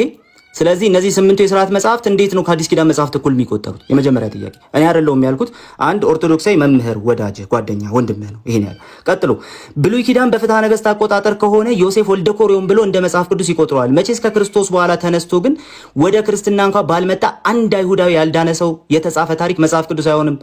ስለዚህ ከዛ ከምን አንፃር እንደሆነ አሳውቀዋል። ቀጥሎ መጽሐፈ መቃቢያን ተብሎ ወደ አማርኛ የተተረጎመው መጽሐፍ እውነተኛው መጽሐፈ መቃቢያን እንዳልሆነ ይታወቃል ይልሃል የገዛ ወንድምህ። ስለዚህም ትክክለኛውን ወደ አማርኛ መተርጎም ብሎ ያስቀምጥልሃል። እሺ። ስለዚህ መጽሐፈ መቃቢያን ሐሰተኛ መጽሐፍ ነው ሲጀመር አንተ እጅ ላይ ያለው ማለት። እሱ ብቻ ግን አይደለም። ተረፈ ባሮክ ከዚህ ቀደም ቀኖና ውስጥ የለም ብያለሁ አለ ወንድማችን። ተረፈ ባሮክ ቀኖና ውስጥ የለም። ከዛስ ዋናው ባሮክ እርሱ መጽሐፍ ቅዱስ መሆኑ በታሪክ ውስጥ ሁሉ የታመነ ነው። ግን ደግሞ ይሄኛው ተረፈ ባሮክ እስካየሁት ድረስ በታሪክ ውስጥ በቤተ ክርስቲያን አገልግሎት ውስጥ የማይታወቅ በእኛ ሀገርም በቀኖና ደረጃ ሲቆጠር አላየሁም ማለት በቃ አለቀ። ስለዚህ ይሄም ሐሰተኛ መጽሐፍ ነው ሲጀመር የቀኖና መጽሐፍ ሊባለው አይገባቸውም ይልሃል የገዛ ወንድምህ። ግን እሱ ብቻ ቢልህ መልካም ነበር። ለማንኛውም እነዚህ ሊቃውንትም እንደዛ ይላሉ። እንዴት እንዳስገባው ራሱ አናውቅም ይለዋል። እንዴት እንዳስገባው ፍትሐ ነገሥቱ አባ መልከ ጼዴቅ ማለት ነው። ኦኬ። አባ መልከ ጼዴቅ እንዴት እንዳስገባው ራሱ አናውቅም ይላሉ። አይታችኋል። ፍትሐ ነገሥቱ ማለት ነው። ዮሴፍ ወልደ ኮሪዮን ለምን የታሪክ መጽሐፍ ነው። ልክ እኔ እንደጠቀስኩት የታሪክ አስረጂ ነው እንጂ ይሄ መጽሐፍ በጭራሽ ቀኖና መጽሐፍ አይደለም። ኦኬ። ስለዚህ ይሄ እንዴት ወደ ብሉይ ኪዳን ጭራሽ ሊጨመር ቀርቶ መገመት ራሱ የለበትም ይሉሃል። ሊቅህን አሰማም ማለት ነው። የገዛ ሊቅህን አትሰማቸውም። ይገርማል፣ በጣም ይገርማል። ሁለተኛ ምን ብያቸዋለሁ? እነዚህ የመቃቢያን መጽሐፍት እነዚህ ሰባው ሊቃናት ላይ ያሉ የመቃቢያን መጽሐፍት ኢትዮጵያው 80 አሐዱ ላይ የ2080 አሐዱ ላይ ልታገኙት ራሱ አትችሉ። የ2000 ላይ 1980 ላይ እጁ ላይ እነዚህኞቹ ካሉ የሰባው ሊቃናት ጥሩ ከሌሉ ሐሰተኛ ሰነድ ይዟል። መቃቢያን ነኝ ያለ መቃቢያን ያልሆነ ሐሰተኛ ሰነድ ይዘህ ነው ዛሬ ቀኖና ልትወያይ የመጣው። ያሳዝናል። ለማንኛውም ግን እንቀጥል። ቀጥሎ ግን የራሱ ሊቃውንት ምን ይላሉ? አባ መልከጼዴቅ አሁንም ምን ይላሉ? ኦኬ በአንድ ደቂቃ ከ45 ሰከንድ ጨርሳለሁ። አባ መልከጼዴቅ ምን ይላሉ?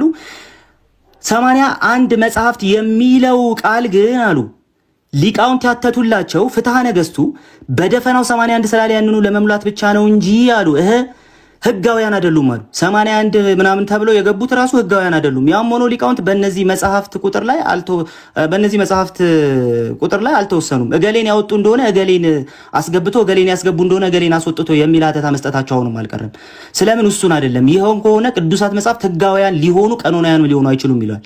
80 አሐዱ የተባሉትን እነዚህ መጽሐፍት አሁን መጽሐፍት ናቸው ብለ ያመጣቸውን ቁጥር ለመሙላት የገቡ ናቸው ይሉሃል አባ መልከጼዴቅ።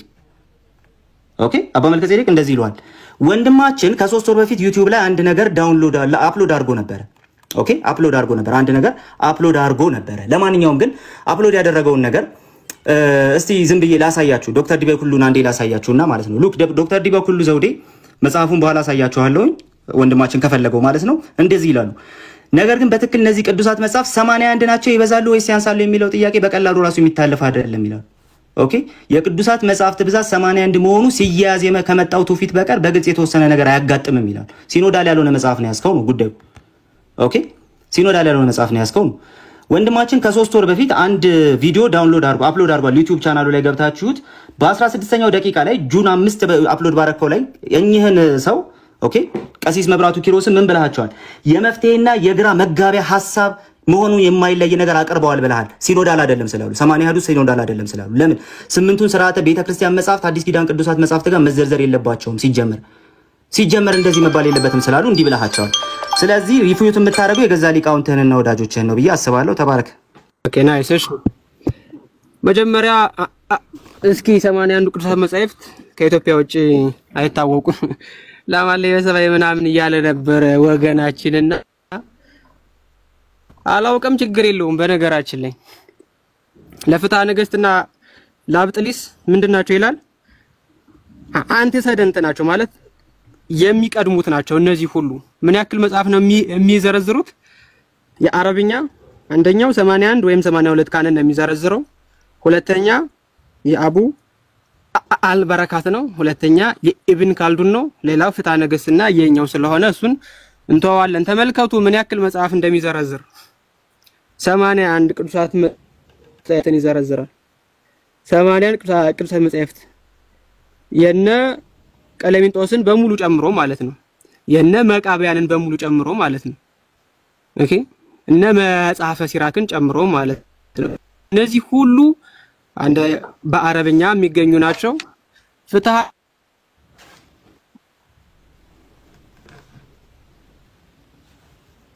ነገሥቱ ያመጣው ይሄው ከኢብን አልመግሙይ አሰፋዊ ይሄው ቀጥታ ማለት ነው።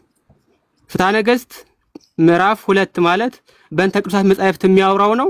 ይሄው the holy books were commanded to accept at the holy church in the holy church ብሎ ማለት ነው።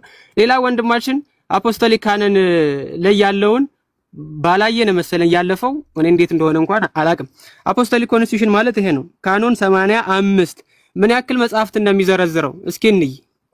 ምን ያክል መጽሐፍት እንደሚዘረዝረው በአጠቃላይ በቤተክርስቲያን የቀኖና መጽሐፍት ውስጥ የተሰሩ ቀኖናዎች እነዚህ ናቸው። 6 ቀኖናዎች አሉ። አንደኛው 85ኛው የሐዋርያት ቀኖና ነው። ሁለተኛው የሎዶቅያ ጉባኤ ላይ 59ኛውና 50ኛው ነው። ሶስተኛው የካርቴጅ ጉባኤ ነው። የቅዱስ አትናቴዎስ አለ፣ የቅዱስ ጎርጎርዮስ አለ፣ የአንፊሎኪየስ ደግሞ አለ ማለት ነው። እነዚህ ምን ያክል ነው የሚዘረዝሩት ነው ጥያቄው። አሁን አፖስቶሊክ ኮንስቲቱሽን ይሄው 76 77 78 79 80 81 ይዘረዝራል ማለት ነው። 81 ይዘረዝራል አፖስቶሊክ ኮንስቲቱሽን። አፖስቶሊክ ኮንስቲቲዩሽን እና በጣም በሚገርም ሁኔታ ምን ይላል እዚህ ላይ መሰላችሁ የቀለሚንጦስ መጻሕፍት በሙሉ and the constitution ሚክ Clemens addressed to you bishops in 8 books ይላል። አያችሁት በ8 መጻሕፍት የተደራጁ እኔ ቀለሚንጦስ ለእናንተ የሰጧችሁ መጻሕፍት አሉ which are not to be published አያችሁት which are not to be published to all on account of the mystical things in them በውስጣቸው በያዙት ምስጢራዊ ትርጉም የተነሳ ሁሉም እንዲሰጣቸው አልተፈቀደም ይላል። ለነማን ነው የሚሆነው? የሥርዓተ ቤተክርስቲያን ምንጮች ናቸው። ታዲያ ፍትሐ ነገሥት ምንድነው ያለው? ያለው? ቅድም ወንድማችን አውጥቶ ሲያሳየን የሥርዓት መጻሕፍት ናቸው ብሎ ነው የሚያስቀምጠው። የሥርዓት መጻሕፍት ናቸው። ይሄው በቅድስት ቤተክርስቲያን ሊቀበሏቸው የታዘዙ ቁጥራቸው 81 ሆኑ አምላካውያን መጻሕፍት አለ 73 ይዘረዝራል። 8ቱን ስትጨምሩ በስንት ነው የሚሆነው? 81 ይሄ ከምኑ ጋር የሚገኝ ነው? እዚህ ጋር ካለው 73 ፕላስ የአፖስቶሊክ ኮንስቲቲዩሽኑ 8 መጽሐፍ 73 ሲደመር 8 ስንት ነው ቃሌ? 81 ነው። ስለዚህ የአረብኛው ላይና የፍትሐ ነገሥቱ ላይ 8ቱ የሥርዓት መጽሐፍት ለምእመናን የሚሰጡ ስላልሆኑ ለምንድነው የማይሰጡ? በውስጣቸው ከያዙት ምስጢራዊ ነገር የተነሳ ለቤተ ክርስቲያን ካህናትና ለቢሾፖች ሥርዓት ነው የሚሰጠው። ስለዚህ በእነዚህ ምክንያት 8ቱን ከነዛ ጋር ሳይቆጥሩ ያስቀምጡታል ማለት ነው። ነገር ግን ደግሞ ቀኖናዊ መጽሐፍት ስለሆኑ ስልጣነ ክህነት የሚሰጠው መስዋዕት ሥርዓቱ የሚሰራው በእነዛ ምክንያት ስለሆነ ምን ይደረጋል ማለት ነው? ምን ይደረጋል? አብሮ ቆጥረው 81 ያደርጉታል ማለት ነው። ሌላኛው ይሄን ብቻም አይደለም 81 የሚቀበሉት በነገራችን ላይ ይሄው ሲሪያክ ኦክታቱክ ይላል። አይሄው ቅድም ሲሪያክ ስልህ ሲሪያክ ኦክታቱክ ኦኬ ኮፕቲክ 56 ካነን ኮፕቲክ ሄፕታቱክ ሁሉ ምንን የሚይዝ ነው? አጠቃላይ ስንት መጽሐፍ ነው የሚቀበሉት? 81 መጽሐፍ ነው የሚቀበሉት። እነዚህ ሁሉ ጥንታውያን አብያተ ክርስቲያናት ማለት ነው። 73 ነው የሚይዙ። ታዲያ ለምንድን ነው አሁን 68 ግብጽ የምትቀበለው? ራሳቸው ማብራሪያ ሰጠውን እናገኛለን።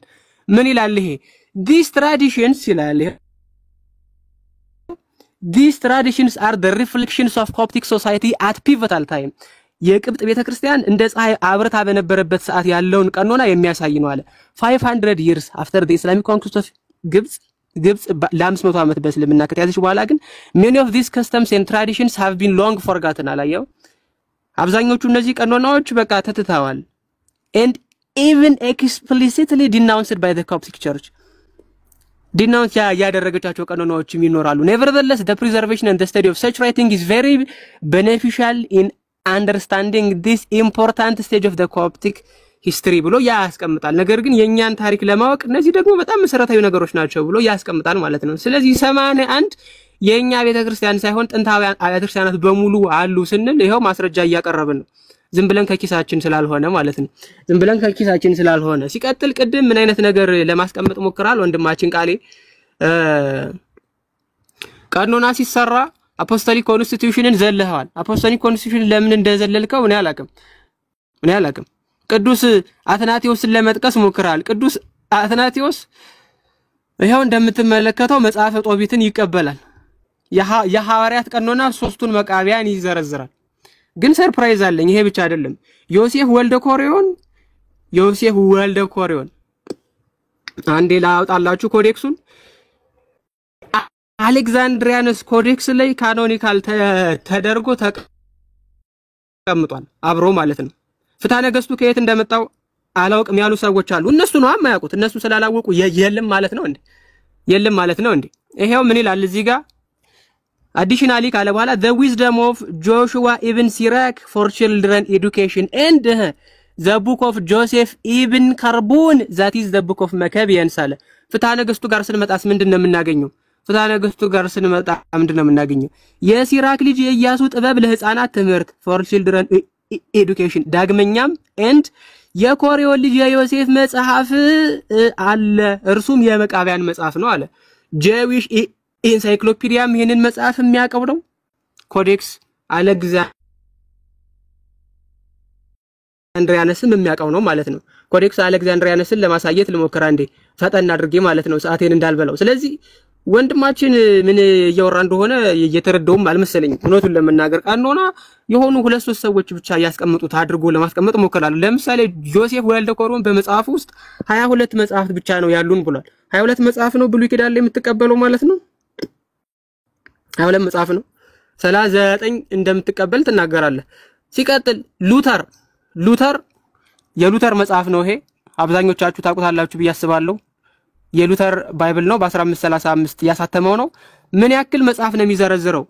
ይሄው ዮዲትን ይዘረዝራል፣ ጦቢትን ይዘረዝራል፣ ሲራክን ይዘረዝራል፣ ባሮክን ይዘረዝራል፣ መቃቢያንን ይዘረዝራል። ኦኬ ይሄ ተረፈ ዳንኤልንና አስቴርን ደግሞ አንድ ላይ አድርጎ ይዘረዝራል ማለት ነው። ይሄ ማን ነው? የሉተር። በአጠቃላይ የብሉይ ኪዳን መጽሐፍትን ስንት ነው የሚዘረዝረው ሉተር ካላችሁኝ ምን ያክል ነው የሚዘረዝረው? 45 መጽሐፍትን ነው የሚዘረዝረው። የአሁን ጊዜ ፕሮቴስታንቶችስ አይደለም 45 ከሉተር ራሱ ተቀንሶ ማለት ነው። ሉተር ከሰጣቸው መጽሐፍ ራሱ ቀንሰውት አሁን 39 ነው የሚቀበሉት። አያችሁት? ሉተር ከሰጣቸው ቀኖና ራሱ ቀንሰውት ማለት ነው። ስለዚህ መጀመሪያ ኖርማንስ ላይ ተቀነሰ፣ ከዛ ከአባቶች ቀኖና ቀነሱ፣ ከዛ ከአፖስቶሊክ ኮንስቲቱሽን ቀነሱ፣ ከዛ ከሉተር ራሱ ቀነሱት ማለት ነው። ሉተር ይሄ ስለሆነ ቀኖና ነው። አፖክሪፋ ብሏቸዋል ሊባል ይችላል፣ ግን ውሸት። አፖክሪፋ ሳይሆን ስክሪፕቸር ብሎ ጭራሽ እዚህ መጽሐፉ ላይ ሉተርስ ወርክ 95 ተሲስ ላይ ነው ያለው። ካሪየር ኦፍ ዘ ሪፎርመር 1 ቮሊዩም 30 አንድ ላይ ታገኙታላችሁ። እነ መጽሐፈ ባሮክን እነ መጽሐፈ ሲራክን እነ ጥበበ ሰለሞንን እየጠቀሰ ቲዮሎጂካል ጉዳዮችን ሲከራከር ታገኙታላችሁ። ሚስጥረ ትንሣኤ ሙታንን የሚከራከረው ከነ መጽሐፈ ሲራክ ነው። ማን ነው ይሄ? ሉተር ነው። ኦኬ ማን ነው ይሄ? ሉተር ነው። ስለዚህ ጉዳዮቹን በሙሉ መሰረት አድርገን ስናያቸው ወይም ስንይዛቸው ምንን የሚመለከት ነው ከተባለ ፕሮቴስታንቲዝም ምንም አይነት ሐዋርያዊ ውሳኔ የለም። ምንም አይነት ሲኖዶሳዊ ጉባኤ የለም። ምንም አይነት ስትራክቸርድ የሆነ ቀኖና የለም። ታዲያ ምንድነው? በቃ 66 ነው 66 ነው። ማስረጃ ወፍ የለም። እና አትናቴዎስ ጭራሽ ለ36 መጽሐፍ ማስረጃ ተደርገው ተጠቅሰዋል። አትናቴዎስ ግን ምን ያክል መጽሐፍትን እንደሚቀበለው ከብሉይ ኪዳን እንኳን ብንጠቅስ ማለት ነው 3ቱን ስትቀንሱልን 45 መጽሐፍትን እንደሚቀበለው ሰዓት አልቋል። 45 መጽሐፍትን ማለት ነው ከብሉይ ኪዳን አልቋል ሰዓት። ጥያቄና መልስ 15 ደቂቃ ወገንታት። እሺ እንዳንጫጫ ጌታ ይረዳናል። ለማንኛውም ይሄው ጀምረናል። እሺ ጥያቄ 1 ሉተር ተጨማሪዎቹ መጽሐፍት ቀኖና ናቸው ያለበትን ማስረጃ ሳይ። ይሄው ከፈትኩ። እሺ ቀኖና ናቸው ያለበትን ማስረጃ ሳይ። ከነ ሌቪቲከስ ከነ ነምበርስ ጋር ነው የሚጠቅሰው። እነማን ቀኖና ናቸው ያለበትን ማስረጃ ነው ያልኩ ወንድማችን። እነ ጦቢያ ይሄው ፊት ለፊትህ እኮ ነው አታየው? ምን ቪዲዮ ቀኖና ናቸው ያለበትን ማስረጃ ነው ያልኩ። የመጽሐፍት ሊስት አልጠየቅኩም ወንድማችን እኮ። ይሄ ቀኖና ነው ወይስ አይደለም? እሱ ተጨማሪዎቹ መጽሐፍት ቀኖና ናቸው ያለበትን ማስረጃ ነው ያልኩህ እኮ። ይሄውና ከቀኖናዊ መጽሐፍት ጋር ዘርዝሮታል ሉተር ራሱ። በቃ እሺ እሱ ጥያቄ ይቅርብህና ቆይ እሱ ጥያቄ ይቅርብህና ጥያቄን እየሰማ ሉተር እነዚህ ተጨማሪዎቹ መጽሐፍት ማጠየቀ እንዴ? ተመለስ ጠየቀኝ እኮ ማጠየቀ ተመለስ። ጊዜ አትግደል እንዴ? ተመልከቱት። አረኔ ጊዜ እየገደልኩ አይደለም። ተመለስ ማጠየቀህ ሌላ ጥያቄ እየጠየቁ ነው። ሉተር ስክሪፕቸራል መሆናቸውን እንደተናገረ ላሳይህ ፕሊዝ። እድል ስጠኝ። ቀኖና ናቸው የሚለውን ልታሳየኝ የፈለከው? ስክሪፕቸር ብሎ ቅዱሳት መጻሕፍት ብሎ ጠቅሷቸዋል። በቃ አልፌዋለሁ። ምንም ራሱ እየገባህ አይደለም። ወደ ሁለተኛ ጥያቄ መልሰው። የቅድሙ ሊስት መልስልኝ። ወደ ሁለተኛው ጥያቄ መልስልኝ። ወደ ሁለተኛው ጥያቄ ልባ መልስልኝ። እሺ ተጨማሪዎቹን መጽሐፍት ምን ብሎ ነው ርዕስ የሰጣቸው? እስቲ አንብብልኝ። ይሄንን ነው 12ቱ የሐዋርያት መጽሐፍት ነው የሚለው። ይኸውልህ እስከዚህ ድረስ ዘረዘረ። 12ቱ የሐዋርያት መጽሐፍት 12ቱ የሐዋርያት መጽሐፍት ነው የሚለው እሱ። ተጨማሪዎቹ መጽሐፍት የሐዋርያት መጽሐፍት ብሎ ይጠራቸዋል። እስቲ አንብበው። ኧረ ብራዘር 12 የነቢያት መጻሕፍት ይሄ ማይነር ነቢያት አሉ። ቆይ ላሳይ። በጌታ በኢየሱስ ስም በቃ ቶ አንተ በኢየሱስ ስም ቶ በቃ ትችዋለሁ። እሺ እንቀጥል። አንዴ ኧረ በቃ አንድ ብሎ ጀመረ። ሶስተኛ ጥያቄ 23 ላይ መጣ። ተጠይቃት። ሶስተኛ ጥያቄ 23 ላይ መጽሐፍትን ቆይ አንዴ ተረጋጋ እንዴ። 81 መጽሐፍትን የቀነነ ካውንስል የትኛው ነው? ኧረ ፕሊስ ልመልስልህ። ኧረ እባክህ ጥያቄን መልስ እንዴ። ፕሊስ ልመልስልህ። ሌላ ጥያቄ ጠይቄሃለሁ። ቶ በቃ 81 መጽሐፍትን የቀነነ ካውንስል የትኛው ነው ወንድማችን? በቸርች ትራዲሽን ውስጥ እያሳየው ነው። ይሄው በሲሪያክ 81 መጽሐፍትን የቀነነ ካውንስል የትኛው ነው? ካውንስሉን ብቻ ንገረኝ። በኮፕቲክ ሼክታቱክ ውስጥ እያሳየውህ ነው። የጠየቅኩ ካውንስል ነው፣ ጉባኤ ነው የጠየቅኩ። በየትኛው ጉባኤ ነው 81 ቀኖና የተቀነነው ነው ያልኩ? የቸርች ትራዲሽን ነው የማሳይ ብራዘር። ቸርች ትራዲሽን ቀኖና ተጠየቃ።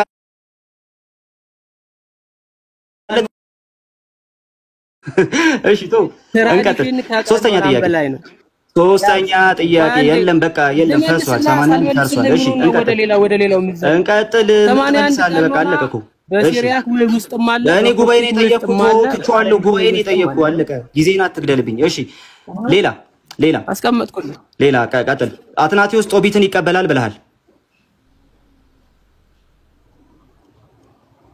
አይደለ? ይሄው አትናቴዎስ ዘግሬት ይሄው መጀመሪያ ጥያቄ ሶር ነው የጠየቅኩ።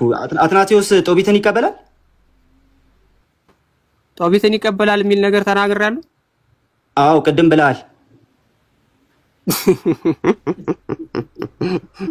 እሺ ተሳስተህ ነው ማለት ነው። ዳጸልሳን ነው። እሺ ቶ ችግር የለውም። ኧረ በቃ ችግር የለውም። እሺ ሌላ እሺ ካነን 85 ላይ ሂድና ግን አወጣው ያንተ ቤተክርስቲያን በቃ አልኩ እኮ ካነን 85 ላይ ሂድና ያንተ ቤተክርስቲያን እንደዚህ ያስቀመጠቻቸውን ያንተ ቤተክርስቲያን እንዲያስቀመጠቻቸውን ሊስቱን አሳይ። ትእዛዝ፣ ግጽው፣ አብጥሊስ የሚሉት እነዚህ ሊስቶች አሳይ። 8ቱ የሥርዓት መጽሐፍት ይሄው ቅድም እኮ ከፈትኩልህ። እሺ እስቲ ይሄን አብጥሊስን አሳየኝ። አብጥሊስ የት አለ? ቁጥራቸው እነሱ አብጥሊስን አሳየኝ። 8ቱን በአንድ ቆጥሮ ነው ያስቀመጣቸው። 8ቱን በአንድ ላይ ነው ያስቀመጣቸው። እነዚህ አሁን በቃ ምንም 8 የሥርዓት መጽሐፍት የሉም። በቃ ሰው እያየ ስለሆነ ችግር የለውም። እንቀጥል። ቆይ ተረጋጋ እንዴ። ምንድነው የምትለው? የኢትዮጵያው ተረጋጋ አንዴ። ቀስ በል እንዴ። የኢትዮጵያው እንዴ በቃ ስምንቱን ሊስት አሳያለሁ። ሊስት የለህም። በቃ 8 የሚል ቁጥር ብቻ ነው ያለ። ለማንኛውም እንቀጥል። እሺ እንቀጥል። የኢትዮጵያው መቃቢያ ኧረ በፈጠረ አንተ ሰውዬ እንዴ ጥያቄ እየሰማህ እንጂ ጥያቄ እየሰማ በጌታ ስም ቆይ እንዴ ጥያቄ እየሰማ እሺ እንቀጥል። ደግሞ አሁን እንቀጥል። እሺ መጽሐፈ መቃቢያን የኢትዮጵያው መጽሐፈ መቃቢያን ከሰባው ሊቃናት መጽሐፈ መቃቢያን ጋር ይመሳሰላል። የይዘት ውይይት ውስጥ አልገባንም። ቀኖና ነው አሁን የምንወያየው። የኢትዮጵያው መቃቢያን ከሰባው ሊቃናት መጽሐፈ መቃቢያን ጋር ይመሳሰላል ወይ ነው ያልኩ። ቴክስቹዋል ክሪቲሲዝም ሐሰተኛ ሰነድ ይዘን የመጣው ለሐሰተኛ ሰነድ ነው። እሺ ሌላ የመቃቢያን በቃ የመቃቢያን 3 መጽሐፍት አሉ። ካኖን ላይ ጥያቄ ካለ ጠይቃለህ። እሺ ይሄው በቃ የመቃቢያን 3 መጽሐፍት ማለት ነው። እሺ በቃ ይሄው እየጠየቅኩ ነው። ተረጋጋ ወንድማችን። የመቃቢያን 3 መጽሐፍት አንዴ ተረጋጋ እንዴ። እሺ እሰጥሃለሁ። ምን ትመልሳለህ? ምን መልስ ይዘህ መጣህና ሲጀመር ግን እሺ የመቃቢያን 3 መጽሐፍት ሉክ ወደ አማርኛ የተተረጎመው መጽሐፍ እውነተኛው መጽሐፈ መቃቢያን አይደለም ይላል ወንድምህና 81ዱን የሞሉት እነዛ 3 መጽሐፍት እውነተኞቹ መቃቢያን ናቸው። እንደዛ ብሎ የሚናገረውን ሰው ጠይቀው። አንተን የጠየቅኩ አንተ እውነተኞቹ ናቸው ትላለህ ወይ ነው ያልኩህ። እንደዛ ብሎ የተናገረውን ሰው ጠይቀው። አንተ ቤተክርስቲያን ተቀምጣችሁ የመጽሐፍ ቅዱስ ስምምነት እንኳን የላችሁም። እሺ እንቀጥል። ተረፈ ባሮክ መጽሐፍ ቅዱስ ነው ብለህ ታምናለህ? አዎ ቀኖና ውስጥም አለ ማሳየትም ስለምሽ። ተረፈ ባሮክን ቀኖና ውስጥ ያስገባ ማን ነው? ላሳይ ነው። ተረጋጋ ብራዘር። ኧረ ጠይቄ ዝም ነው ያልኩት ወንድማችን።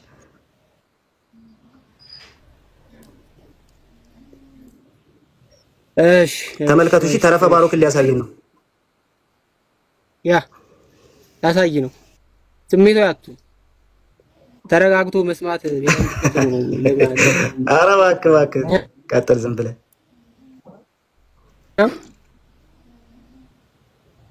መጀመሪያ ከፍትሐ ነገሥት ከዛ ደግሞ ከእንግሊዘኛው ቅጂ ነው የማሳየው። የእንግሊዘኛውን ቅጂ አምጣው። ፍትሐ ነገሥቱን ተውና እንግሊዘኛ ቅጂውን አምጣው እስቲ። ተስማምተናል?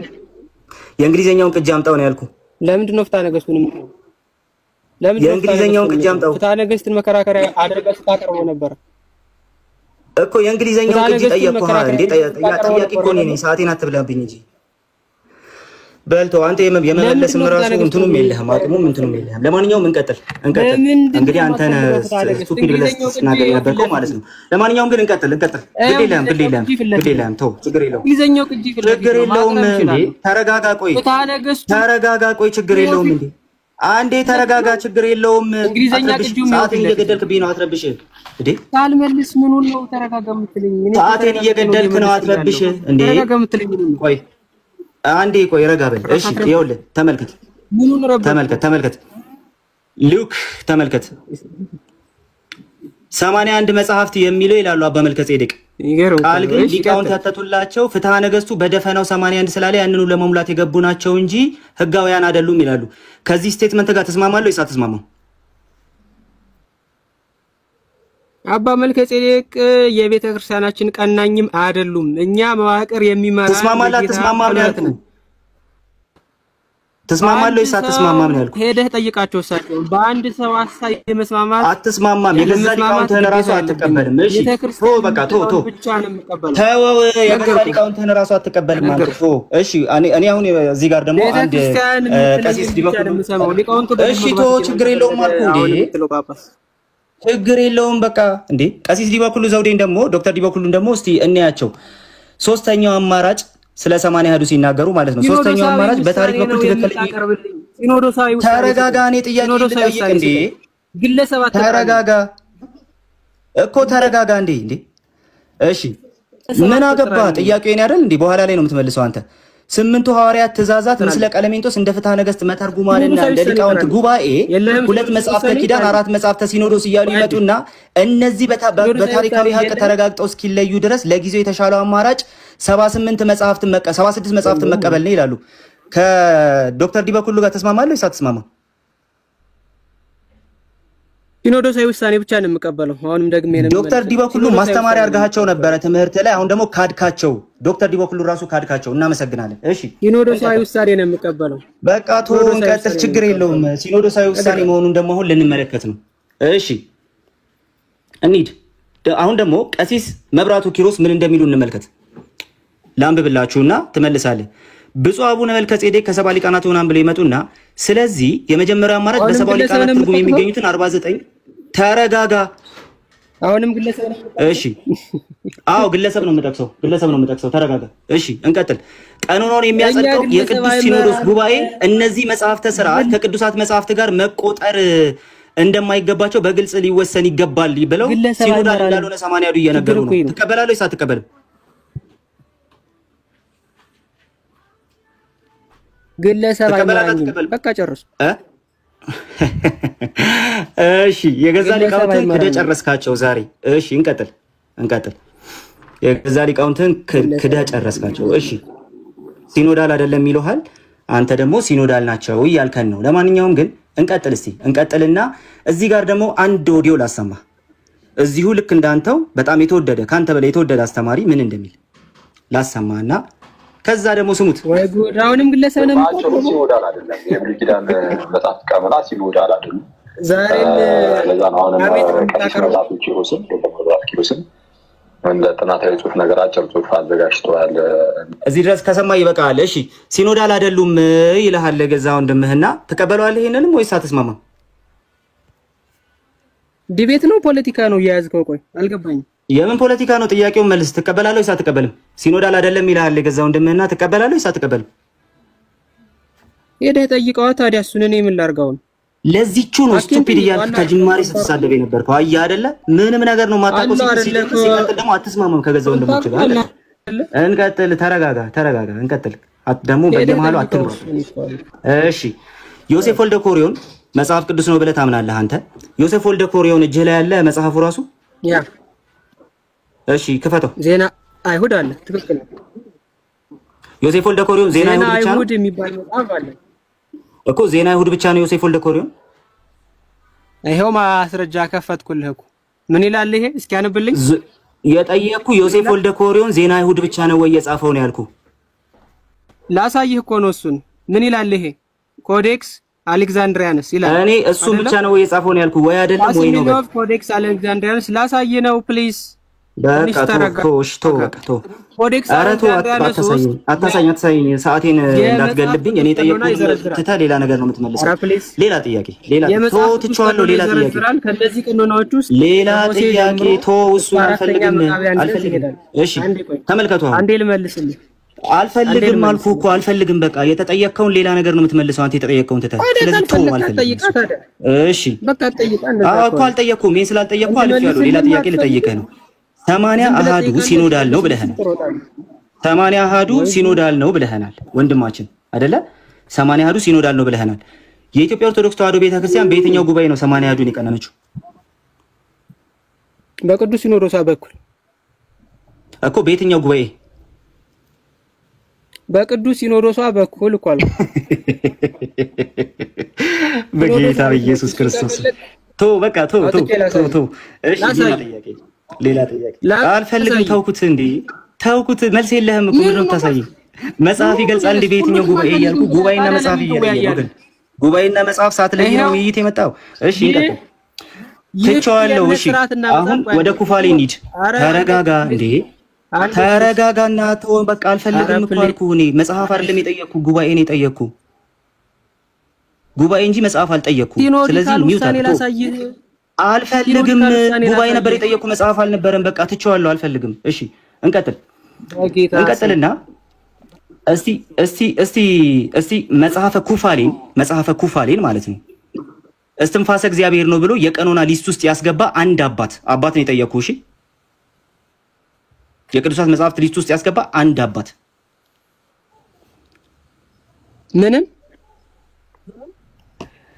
ኩፋሌን የቀኖና መጽሐፍት ውስጥ አስገብቶ የቆጠረ አንድ የቤተ ክርስቲያን አባት መጽሐፈ ኩፋሌ ኩፋሌ ብቻ አይደለም። በነገራችን ላይ ቅድምም ብዙ ማስረጃዎችን ሰጥቻለሁ።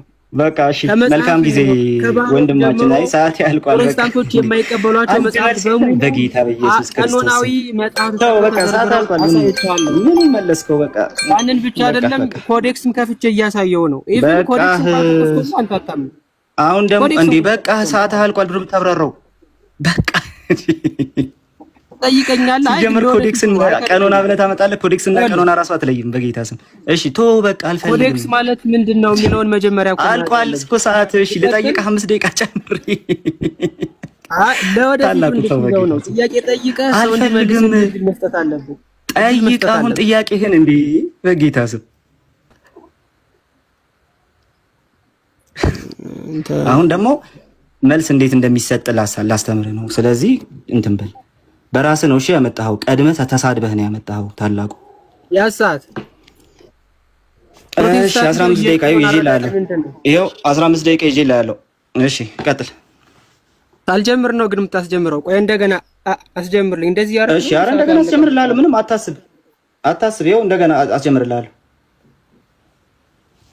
ንገረኝ ስትጀምር ንገረኝ። ጀምር። እሺ ይኸው ፕሮቴስታንታ የቀኖና ረዳድ ምንድን ነው? ቀኖና እንዴት ነው የምትረዱት? ምንድነው ቀኖና? የቀኖናን ትርጉም አትናቴዎስ እንደሚረዳው ወይም ሩፊኔስ እንደሚረዳው ነው የምንረዳው። አይደለም ምንድነው እሱ ትርጉም ነው? ዝም ብለህ ገሬ እንደሚረዳው ሰው ምንድነው? እሺ ላብራራ። አሪፍ ነው። በቃ ላብራራለሽ እንዴት እንደሚመለስ በዛው ተመልከት። እናናት በለ ጊዜ አትግደልብኝ ፕሊዝ። እኮ ይኸው እኮ የመለስኩልህ እኮ ነው። እንዴት እንደሚመለስ ግን ተመልከት። ተማር ለወደፊት። እሺ አንደኛ ቀኖና ብለን ስናስቀምጥ በመጀመሪያ ህግ እየመለስኩ ነው። በመጀመሪያ ህግ መለኪያ ማለት ነው። ለህግ እንትን ለህግ አግባብ ወር ደግሞ ለሌጋል ጉዳይ ሲውል እንመለከታለን። ቀኖና ነው ብላችሁ ለመቀበል የምትጠቀሙበት ማጣሪያ ምንድነው? የመጀመሪያው ነገር ቀኖናዊ ነው ለማለት የምትጠቀሙት ክራይቴሪያ ምንድነው? የሆነ ነገር ነው መጽሐፍ ቅዱስ ነው።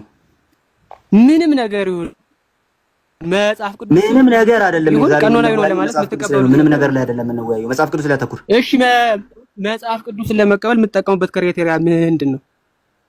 እሺ መጽሐፍ ቅዱስን ለመቀበል የምንጠቀምበት ክራይቴሪያ አንደኛ በሐዋርያት በራሱ መጽሐፉን ለአዲስ ኪዳን ከሆነ፣ ሁለተኛ ለሐዋርያት የአይን ምስክሮች በራሳቸው በሐዋርያቱ ዘመን መጽሐፉን ያ ማለት ከመጀመሪያው ክፍለ ዘመን ባልዘለለ መልኩ በሐዋርያቱ ዕውቅናና አውቶሪቲ ምንድነው ሐዋርያው ቀኖናን የማትቀበለው? ኧረ በጌታ ለምንድነው ሐዋርያው ቀኖናን የማትቀበለው? ቆይ አንዴ ሐዋርያው ቀኖናን ለምንድነው የማትቀበለው?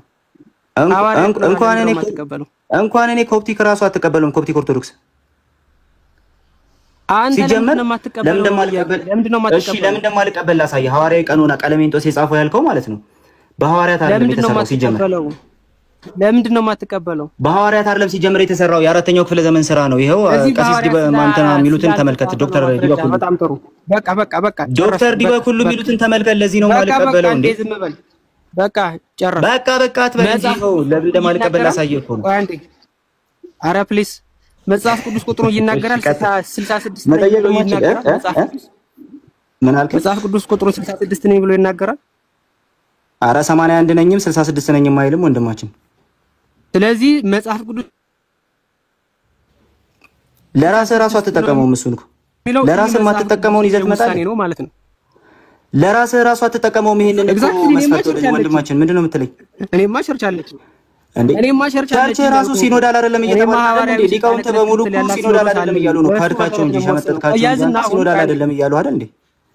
አንዴ ፕሊስ እሺ ኧረ ፕሊስ አዳምጥ። ታረቁ እንዴት መልስላለሁ? እሺ ቀጥል። ለምንድን ነው ስሜት የምትሆነው? ከመሬት ተነስተህ ኧረ ምን ስሜት 66 ካላለ 66 የሚለው ትምህርት የመጽሐፍ ቅዱሳዊ ነውና ልታወግዘው አይገባም። 81 ካላለ 81 የሚለው ትምህርት የመጽሐፍ ቅዱሳዊ ነውና ልታወግዘው ይገባሃል እንዴ? ኧረ በፈጠረ ምን ጥያቄ የምትጠይቀው? ምክንያቱም ሶላ ስክሪፕቹራ ነው የምትመራበት። ሶላ ስክሪፕቹራና ሶሎ ስክሪፕቹራ ላይ ወንድማችን ገና እሱን ራሱ አልለየህም። ስንቴ ነው እሱ እንትን ማደርግህ እንዴ? ፕሊዝ መጽሐፍ ቅዱስ ላይ የሌለ ምንም ነገር ስለማትቀበል እና 66 የሚል ማን ያለ ማን የነገረ እንደዛ ብሎ ማን የነገረ ማን ነው እንደዛ ብሎ የነገረ? መጽሐፍ ቅዱስ ውስጥ የሌለ ምንም ነገር አይቀበልም ቃል ያለ ማን ነው? መልስ የለህም። እሺ በቃ ቀጥል።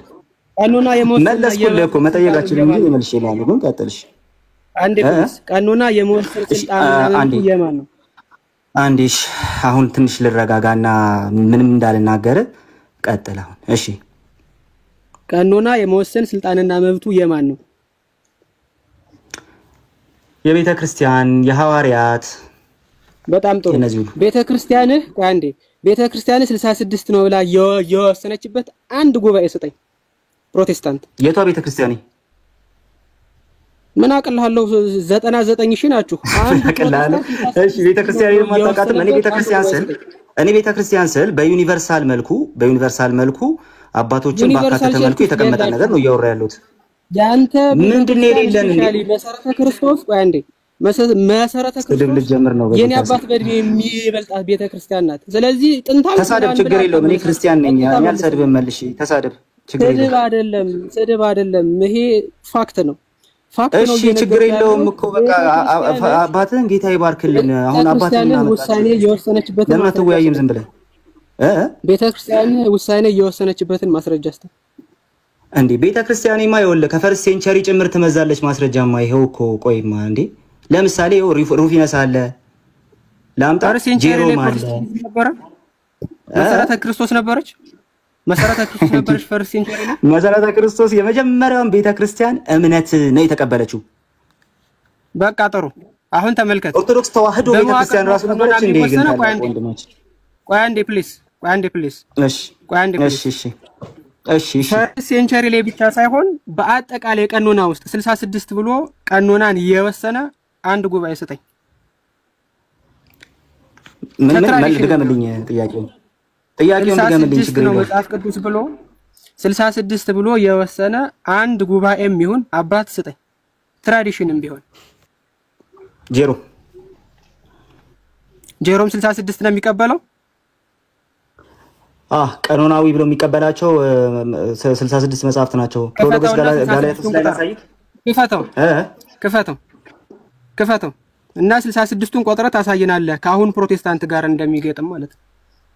መልካም እሺ። ፕሮሎጎስ ይሄውና ተመልከት። ፕሮሎጎስ ጋላትያስን ነው እየጠቀስን ያለ ነው። ስለዚህ ተመልከቱ። ጀስት ሂላሪን መጥቀስ ይችላል ነበር። 66 ሚላውን ቆጥረህ ታስረክባለህ። ኦይ ተረጋጋ። ሰዓቴን ለመቆጠብ እዚህ ጋር ላቁም። አንዴ ቆይ፣ ሰዓቴን ለቆም አቁም።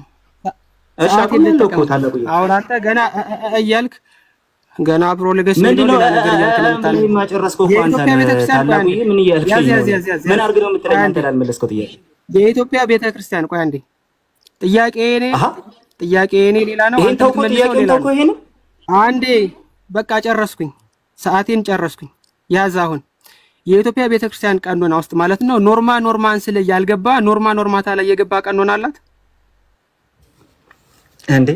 ሲጀመር የቀኖና መሆን የማይችሉ ሐሰተኛ መጻሕፍት ሁሉ አሏት እንጂ ወንድማችን ሐሰተኛ መጻሕፍት እሱ አይደለም ጥያቄ። መጀመሪያ ጥያቄውን ተረዳ። ኖርማን ስለ ያልገባ እዛ ያደርሰንም ነው እያልኩ ያለው። እዛ ራሱ ያደርሰንም ነው። ሐሰተኛ ሰነዶች አሏት ሲጀመር ራሱ ጭራሽ ማትረዱ እዛ ራሱ ያደርሰንም ምኑን የሌለው እዛ ራሱ አይደርሰንም። ኖርምንና ኖርምን ለመጠየቅ አልደረስክም ገና እያልኩ ነው ያለሁት። ሲጀመር ሐሰተኛ መጻሕፍት ይዛሃል፣ በውስጥ ሐሰተኛ መጻሕፍት ይዛሃል። ዝም ብለህ በራስህ አትሄድ። ኧረ ፕሊስ እንዴ ምን እያልከኝ ነው? እኮ አቁም ስልህ የኔ የጥያቄ ጊዜ ነው፣ ታቆማለህ። የኔ ጥያቄ ቅድም እኮ ሰዓት ቆሞ ራሱ አላቆምክም ነበር። ታላቁ ምን እያልከኝ ነው? አንተ ሰውዬ ፕሊስ እንዴ ሆም ብለህ እያልከኝ ደግሞ እሺ ቀጥል። እኔ መሰለኝ የምታደናቆረው ያዝና የኔ ጥያቄ በጣም ቀላል ነው። ጥያቄ በካኖን ዋን ላይ ገብቶ ወይም በካኖን ዋን ላይ ሳይገባ ካኖን ቱ ላይ የገባ አንድ መጽሐፍ ጥቀስልኝ ከ80 አንዱ መጽሐፍ ቅዱስ ውስጥ እገሌ ብለህ። ሲጀመር ካኖን ዋን እና ካኖን ቱ ብቻ አይደለም እኮ ሐሰተኛ ሰነድ ይዛል እያልኩ ነው። የምን ካኖን ዋን ሲጀመር አትበለኝ። ኖርማን ስለም ኖርም ላይ ያልተጠቀመው ጥንታዊው ክርስቲያና ካኖን ዋን እና ካኖን ቱ የሚባል ነገር ራሱ የላችሁም እኮ እናንተ። አንድ መጽሐፍ ጥቀስ። ካኖን ዋን እና ካኖን ቱ የሚል ከየት ነው ያመጣው? አንተ የቤተ ክርስቲያን ራሱ እንደዛ ትላለች እንዴ? የሌለ ነገር እኮ ነው ያመጣው። የካቶሊክ እና የፕሮቴስታንት እንትን ነው ያመጣው ታላቁዬ። አንተ እሱን አይደለም የኔ ጥያቄ። አንተ ፕሮቶካኖኒካል እና ዲዩትሮ ካኖኒካል መስሎሃል። አይ አለማወቅ። እኔ እሱን አይደለም እኔ እሱን አላልኩም። ፕሮቶካኖኒካል ፈጠራንተ ሰውዬ አንተ እያልክ ያለህ ቲር 1 እና ቲር 2 መጽሐፍት ነው። ከቅድም ጀምሮ ነግሬህ ነበር። አዳምጥ ቆይ ፕሊስ። ቲር 1 ቲር 2 አይደለም። ለምን እንደገባው ታስመስላለህ? ጥንታዊቱ ቤተክርስቲያን ጥያቄውን ጠይቅ እንደው ለምን ጥንታዊቱ ቤተክርስቲያን የማትጠቀመው በኋላ የኛ ቤተክርስቲያን ያስገባቸው አንድ መጽሐፍ መቃቢያን የለም። አያችሁታ? የለም። ቀጠልኩኝ። መቃቢያን ይኸው ያንተ መቃቢያን የትም አይገኝም። ይኸው እኮ የገዛ ወንድምህ ነው ያለ የገዛ ወንድምህ ነው ያለ መቃቢያን የለም። ይኸው ጨርሻለሁ። በቃ ጨርሻለሁ። ምን ይጨርሳል? ጥያቄን ሰዓት አላለቀም። ጠይቅ። ቀጣይ ጥያቄ ልጠይቅህ። መሰረተ ክርስቶስ ቸርች ነው አይደለ የምታደርገው? እዛ ብቻ አይደለም። የት ነው የምትሄደው? ስለ ቸርች አሁን እስቲ ቆይ፣ አሁን ነፍ ቸርች ነው የምሄደው። አሁን እንዴት ይሆናል? ቃለ ሕይወት መካነ መሰረተ ክርስቶስ ነው ይስራል። አንግሊካኑ ላይ ነው፣ በቅርቡ አንግሊካኑ ላይ ታላቁዬ። በጣም ጥሩ። በውስጥ መሰረተ ክርስቶስ ነው ይስራልከ ነው የጠየቁ። የትም እሱማ መሰረተ ክርስቶስ ነው። ያ ማለት ሌላ ቸርች አልሄድም ማለት አይደለም። አንግሊካኑ ላይ በቅርብ ልሄድ ነው። በቃ ጥሩ ሂድ። አንግሊካንም ይሁን በእናንተ መሰረተ ክርስቶስም ይሁን በየትኛውም ይሁን በመዋቅራቸው ውስጥ የተወሰነ መጽሐፍ ቅዱስ 66 ነው የሚል አንድ ውሳኔ ሰጠኝ። አሳያለሁ። የራሴን ቸርች ላሳይ። ቆይማ ይቃን ባንታ አይደለም። እሺ እዚህ ጋር የሆነ ሜሴጅ አይቼ እሺ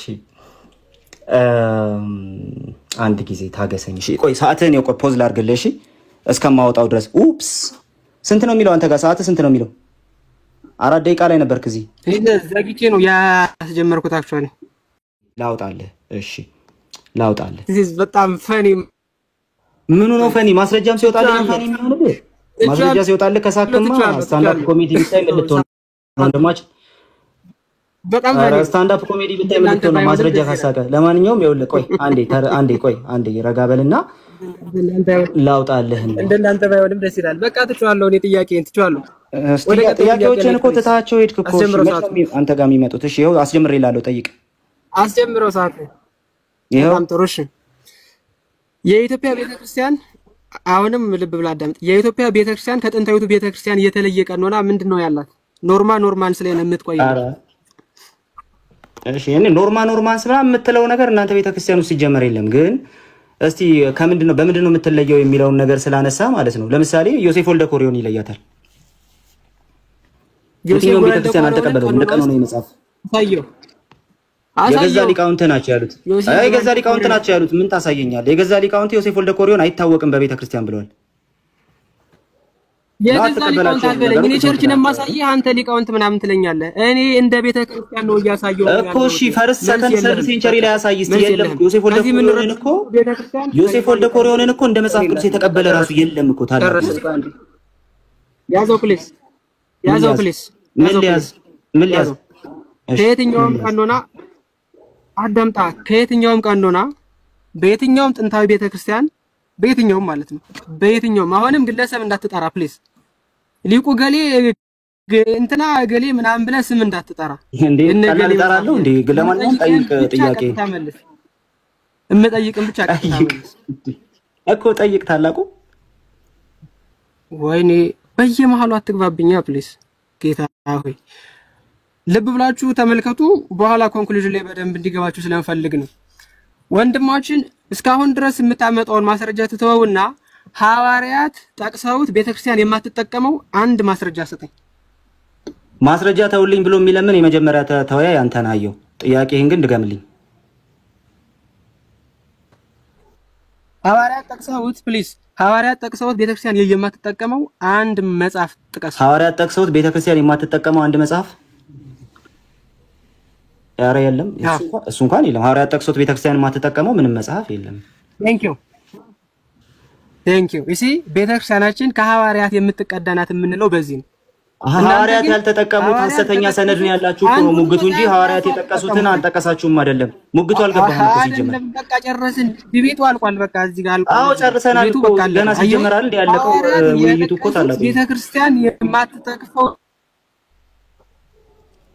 ምንም ነገር የለም በጭራሽ። ቤተክርስቲያን የማትጠቅሰው ምንም ነገር የለም። ጨምራ ጠቀሰች እናንተ ቤተክርስቲያን ትልቁ ችግር እሱ። ግን ሐዋርያትን ጌታም ጠቅሶት ራሱ ሪጀክት ነው የምታደርገው። በጣም ጥሩ።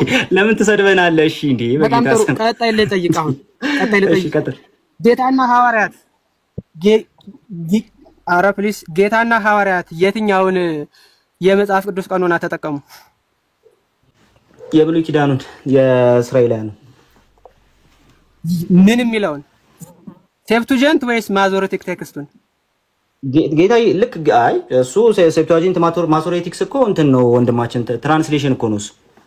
ሴፕቱጀንት እና ማዞሬቲክ እኮ ቨርዥን ነው፣ ቴክስቹዋል ትራዲሽን ነው እንጂ መጽሐፍ ቅዱስ ቴክስቹዋል ትራዲሽን ነው እየጠየቀኝ ያለው መጽሐፍ ቅዱስ ቴክስቹዋል ትራዲሽን አይደለም። እና ይለያያል። ሁለቱ ፈጽሞ ይለያያል። አላውቅም በል ወይ ምን እንደዚህ የሚለያየው ቴክስቹዋል ትራዲሽናቸው ነው የሚለያየው እንጂ ምኑ ነው የሚለያየው? እሺ ሐዋርያትና ጌታ የተጠቀሙት ሴፕቱጀንት ወይስ ማዞሬቲክ ቴክስት እኮ በቋንቋው ነው ትራዲሽኑን ነው እየጠየቀኝ ያለው መጽሐፍ ቅዱስን ነው የፈለከውን ብለህ መልሰው። የትኛውን ተጠቀሙ? ችግር የለውም። እሺ ከዲዮትሮ ካኖኒካል ውጪ ሴፕቱጀንቱን ነው የተጠቀሙት። ዲዮትሮ ካኖኒካል አልጠቀሱም እንጂ ችግሩ እሱ ነው። ለማንኛውም ግን ቴንክ ዩ። በጣም ጥሩ ጨርሰናል። ሰዓት አልቋል።